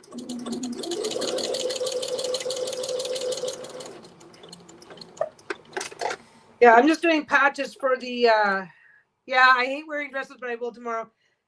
I used to be, I used to be like that. Even after I came out, it was like, you know what? If I'm going to a special occasion and it would make, grandma or my great aunt, or if I was attending a special occasion and it would make somebody important to me in my life happy, I would wear a dress for them. I never had to, but I would have.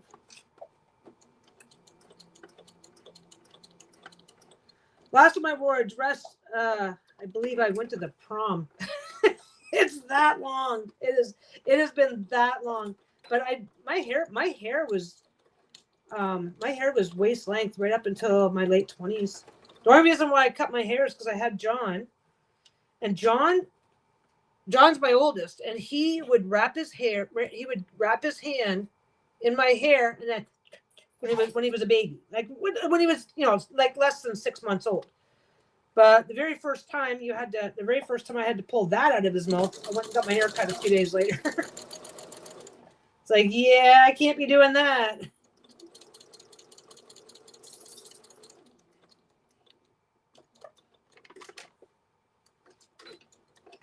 But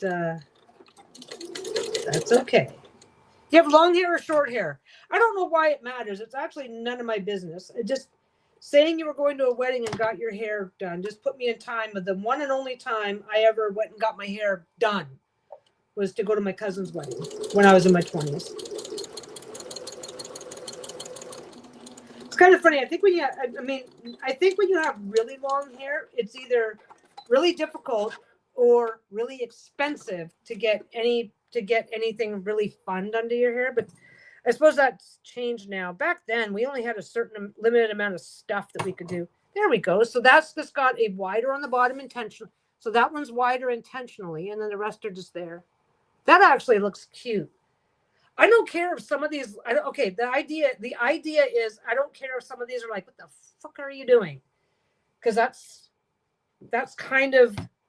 It's like, dude, it's an adventure blanket. What's wrong with you, right?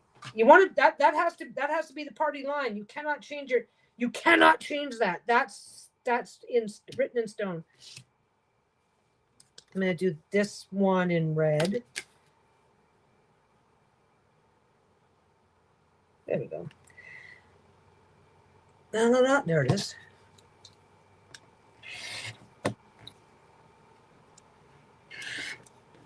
I used to get really nervous every time I saw Rose getting ready to cut fabric because she would. Nothing wrong with the way she was doing it. It used to make me nervous because she would get everything lined up. I couldn't do it because that's just me.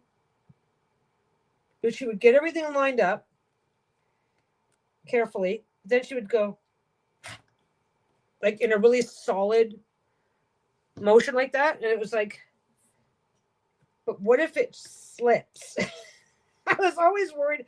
Even now I'm worried about that. I'm worried about that right this minute, but yeah, I love rotary cutters though. I love them.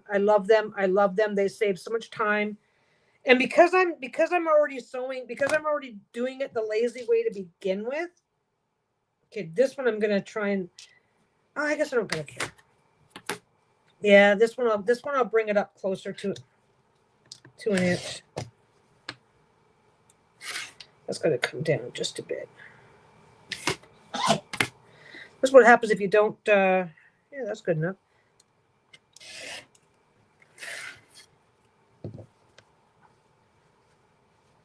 If you're too lazy to pin, then turning a piece of fabric is just a two-handed operation instead of a one-handed one.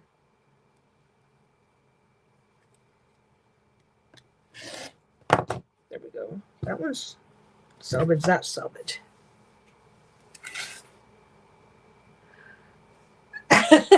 Yeah, he's back there. He's a little sad because he tried to bully me earlier and I didn't let him. I said his name one too many times. So he started barking. It's like, hey, you're talking about me. Take me OUTS. I can't even say that. I can't even say that out loud.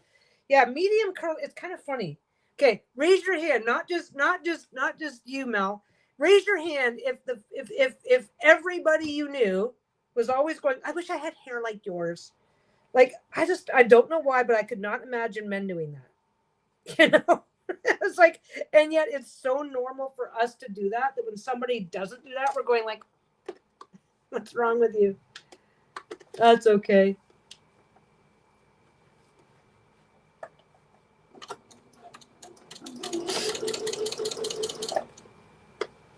Okay.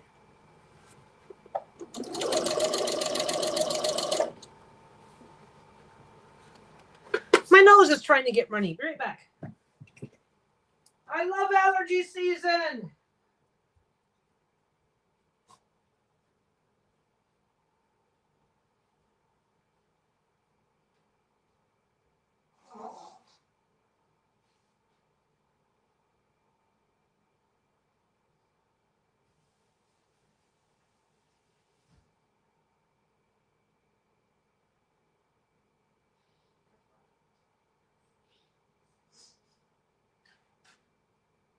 You're okay, baby. Bruno's fine. Bruno's just fine.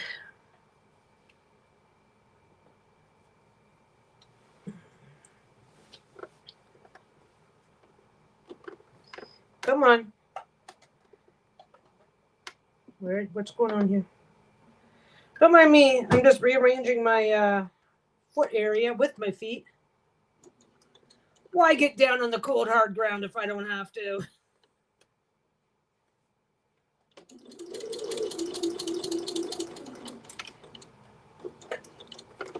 I think been using red. Okay, I'm like, I've been using red all day. How much red have I actually? How many of these have I made today? Like 5, and 4 of them are little. No, wait, I did 1. Yeah, I did 5. I did 1, 2, 3, 4. I did 5. I've done 5 of these today. But then again, I took a big detour to talk about what I'm doing in the Facebook group. So there's that.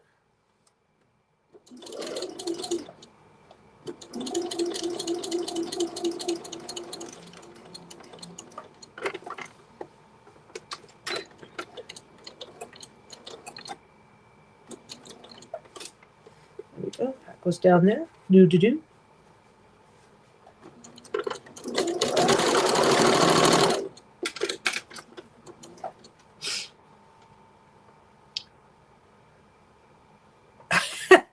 No, I had an extension cord in the way. There's an extension cord or something down there that's in the way, and I'm like, yeah, I'm just gonna grab it. It's like, hey, there's nothing wrong with bringing the skills you learned as a bored 6-year-old, using your toes for everything, and bringing it into your adult life. There she is. Hello there. Hello, Internet. Ah, How's it going? it's going good. I didn't get as much done as I thought I did, but I took a break to show people what we were doing with the Facebook group.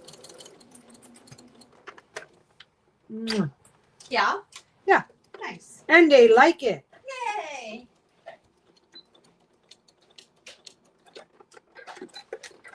Ah. Jenny says, welcome home. Thanks, Jenny. Sarah, now that one looks nice. That one looks good. Okay. Ooh, I got enough for one more. What do I got here?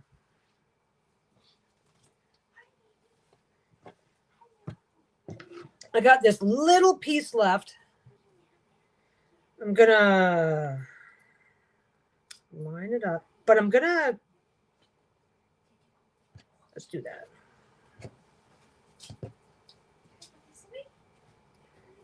Okay, I'm gonna be cutting up. This is not square, so I'm gonna be trimming it. So it's like, well, if I just turn it a little bit, it's already pre-lined up to make sure this section I want to save gets saved.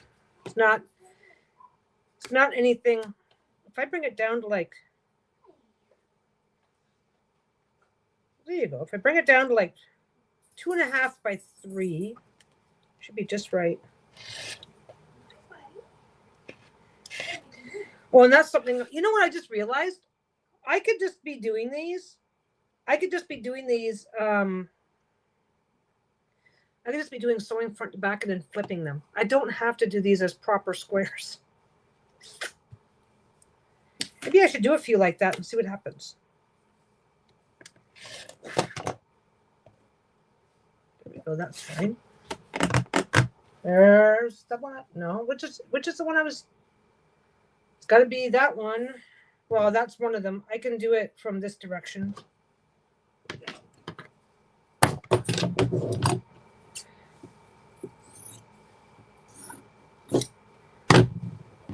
Maybe I'll do a few. Dawn says hi.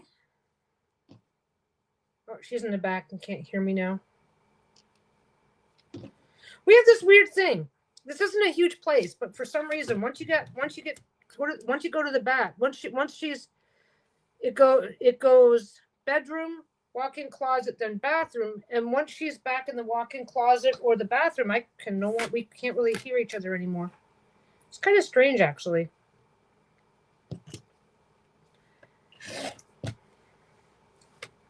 I just had a great idea. And we're gonna do that next. Whoops. Time is it? I don't know how much longer I'm gonna be sticking around. Okay. I just realized that I can do like, oh no, I can't really. I've been doing these square. No, I could do any shape I want. What if I were to do like a heart shape? I got a plan. Okay, I'm gonna trim this one and get it ready to go.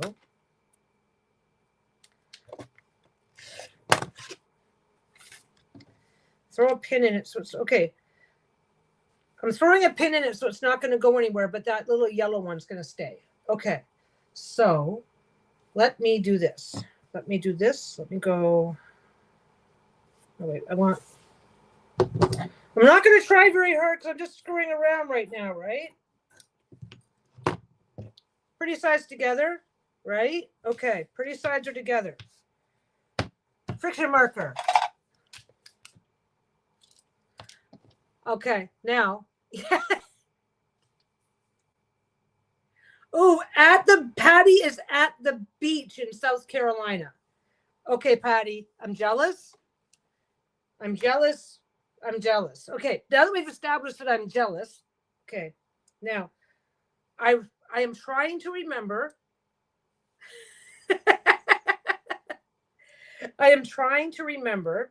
But I think when you do a shape, you have to go a little bit chunkier than what you would like.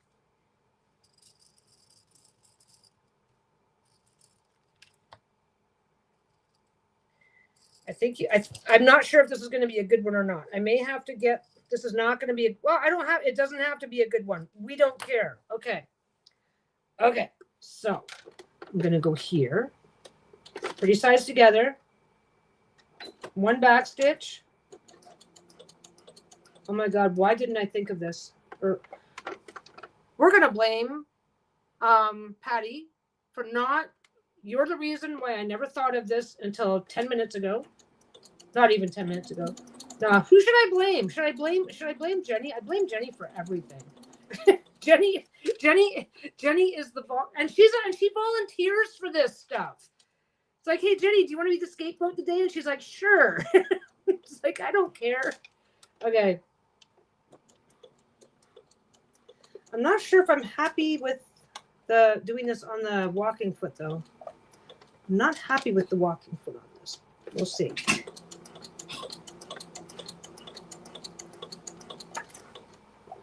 If anybody else happens to be a sewer in the group, yeah, I don't like how that did it on the walking foot. I'm finding that it's not sliding the way I want it to. But I'm gonna do this. We're gonna do this. Okay, this isn't gonna be a very good one because it's not even. Yeah, I'm not very happy with the walking foot on this because the walking foot, both feet. See, look at that. She volunteers for this shit. Okay. Yeah, I think I will have to switch over to a normal foot for this, which is not the end of my world. This is not going to look well. Okay. It's an adventure blanket. So as long as it looks like what it's supposed to look like, it doesn't have to be a good one. So let's see.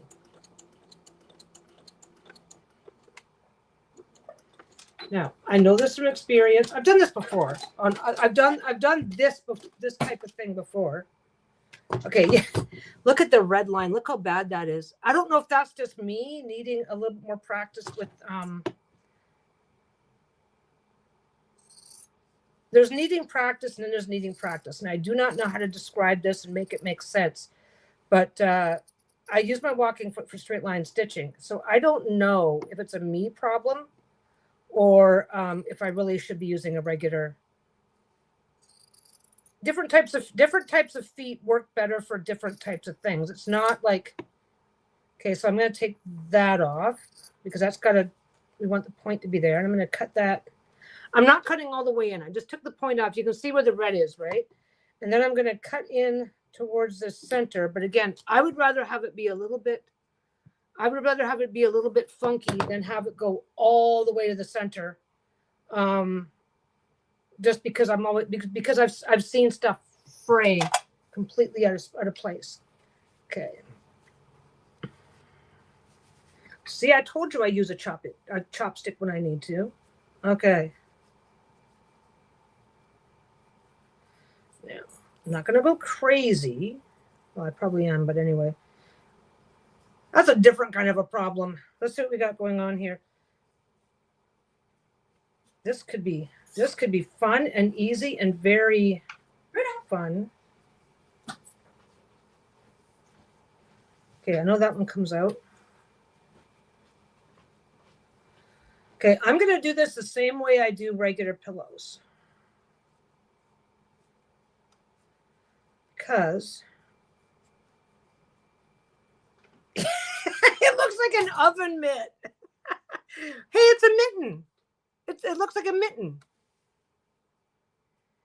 It looks like a mitten. Okay, so I don't care if it looks like a mitten. I probably won't end up using it. I'll have to get something. Yeah, I think it's been pulling against me, which is fine. I'm not worried about the final outcome right now, and I would just switch feet. I've got plenty. I got a whole drawer of feet back there. Okay, this is supposed to be a heart shape. Good luck pretending that matches up to anything. I'll just go. Yeah, no, it's a mitten. I think. Okay. We're not gonna end up using it, so we don't need to end up carrying. I'm gonna use this. I'm gonna use this as a stuffing so that I'm not wasting the good stuff.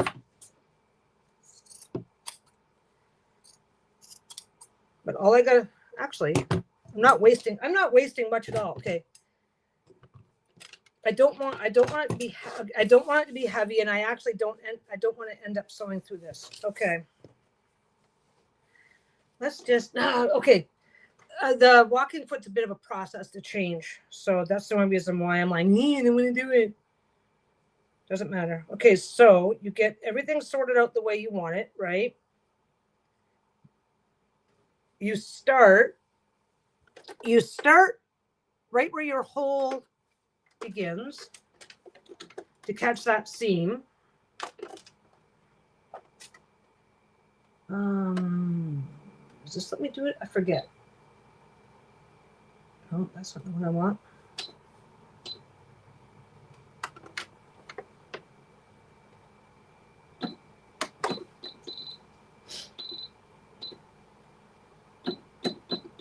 No, I don't want it going that way.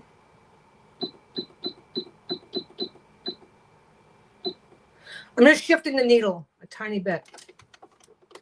Yeah, see, I was always making a minute. Thank you, Mel. Mel understands me.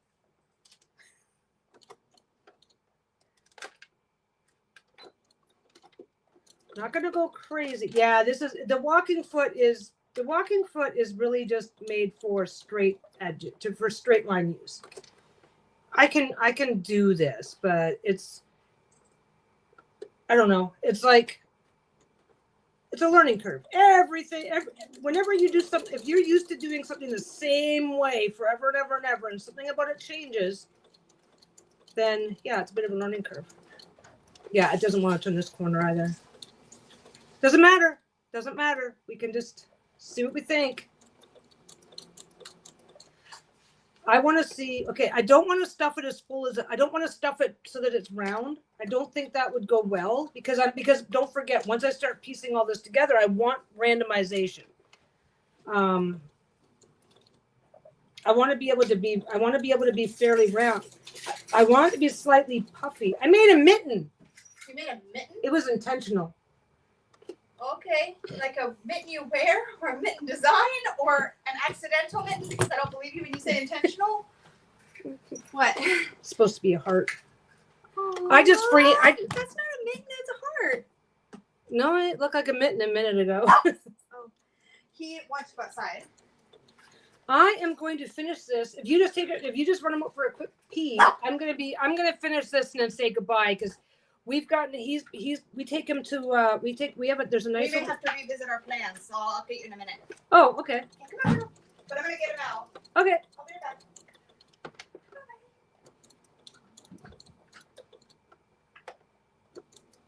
When we don't have other chores to take care of, which is what I'm assuming is what she's going to be telling me about in a second. But we try to, if we don't have chores getting in the way, we try to get him out. There's a nice little off-leash park near us that we try to get him to because it's a really nice park. People are really nice. And he is such a little he is a slow boat. Well, okay, this is like, well, I kind of love you. I don't know. Okay. So now it's a smaller hole than I would have liked, which is fine. I'm not going to go crazy with a ton of this. I want it to be slightly puffy, but not fully stuffed. Okay. Get a little tiny bit started. Oh, I should have left a bigger hole. I would have left a bigger hole.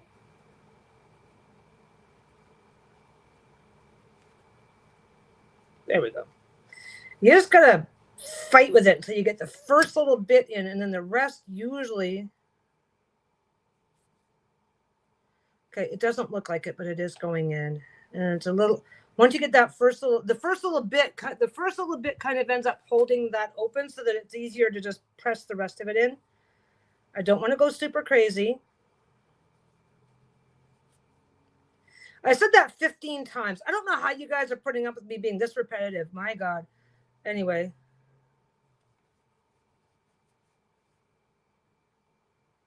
Let's see if we can get a little bit of it up on that side. I may have to do them a little bit bigger.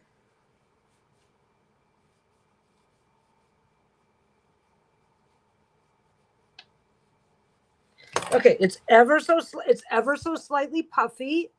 I think that's what I want. By the way, what I do is I sew it, I flip it, then I go all the way around the outside except for where the hole is. Because if you're stitching, yeah, anatomical hearts aren't even. I don't know why you said differently, Jenny. Anyway, just treat Jenny like crap day. It's fine. Have a great weekend. Good. If you're doing something that has more stuffing in it, then what you'll find is when you're finally ready to close up the end, you've got this big puff and you've got to fight. You've got to fight to get it under the machine, right? So if you do everything but the opening first, you're only fighting with the actual opening. Everything else has already been done.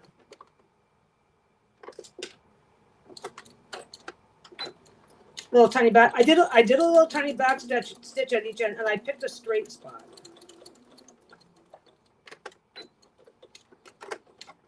Okay. So, okay, this is going to be nice. These little teeny tiny. That's just nothing's gone wrong here. That's just the tail. Sometimes it tangles up. Okay, so we've got that one. Let's close that. We've got this one. And we've got that one, right? And then we've got that one. That one. instead of guessing, I might as well actually, okay, instead of guessing, I might as well literally and actual, I'm not going to sew anything together, but instead of guessing, I might as well put a few pieces together. So if I were to use that, right there, if I were to do a 20 by 20 and this hole still exists and I can't fix it, oh, well, it's still the same. I can sew that on and I can have shapes. Yeah, that's exactly what I was thinking. I'm sorry, did I not say that? I literally thought I said that. Is that would make these would make great patches alongside the square ones, because like that's going to be a patch, right?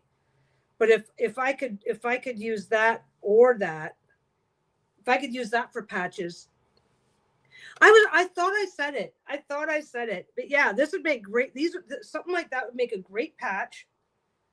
It just zoop zoop zoop. I could even put on a free motion quilting foot and just go over it instead of having to spin. But I've got to. I'm gonna say goodbye because Lisa's not gonna be gone for long. I have to say goodbye, but I think this is going to be my weekend making a few of these to see what I think of them. Yeah, different color hearts. Now, what I can also do, let me just try this. Let me try this because this is just stuffed in. It's not very thick, but I don't want it to clump up in one side. So what if, come over here, get over here. What the fuck you doing? Okay. I can still sew right through it. Oh, wait, go to the corner. This is easy. Go down to here.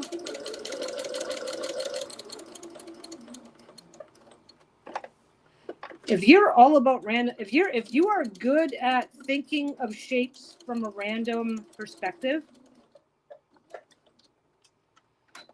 I'm just going to bring this one back a little bit.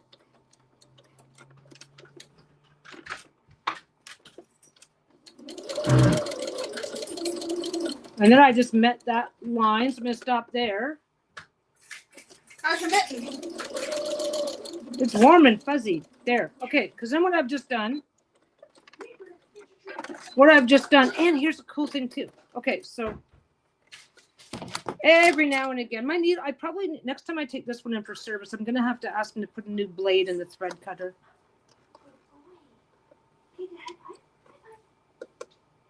I've also got a little thread cutter.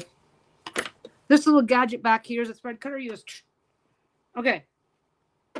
So now I've got some random quilting, which means that nothing's going to move outside of its own little spot. Like there's almost nothing here. Okay, I'm faffling, right? We know I'm faffling because I may end up using this, but so this one's puffy, this one's a little less, but I could stuff it, make sure it's spread out. I could also just do it. I could do it with flat batting and then flip it. You can do that. I can do that too. I did that with square shapes.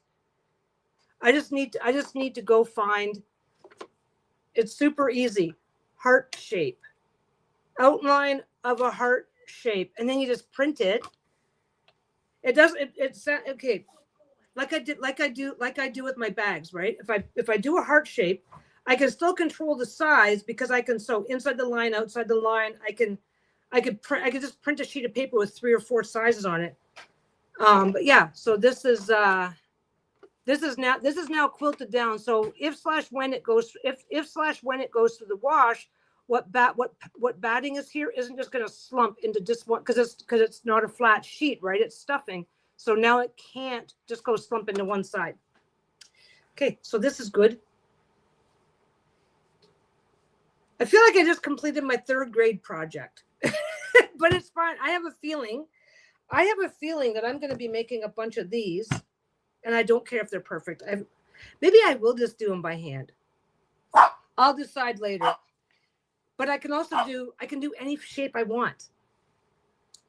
I can do any shape I want. So maybe I can do an adventure blanket, Oh, I gotta do that.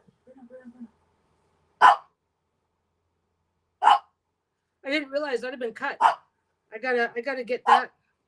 I gotta get that rebound. Okay, so I'm gonna let you guys go. Have a great weekend. I will see you next week. I am still thinking about what I want my moon quilt to be. So until I decide on a design, I'll be probably focusing on adventure quilt and whatever else catches our attention. Bruno says goodbye. So I will see you guys later. Have a great weekend.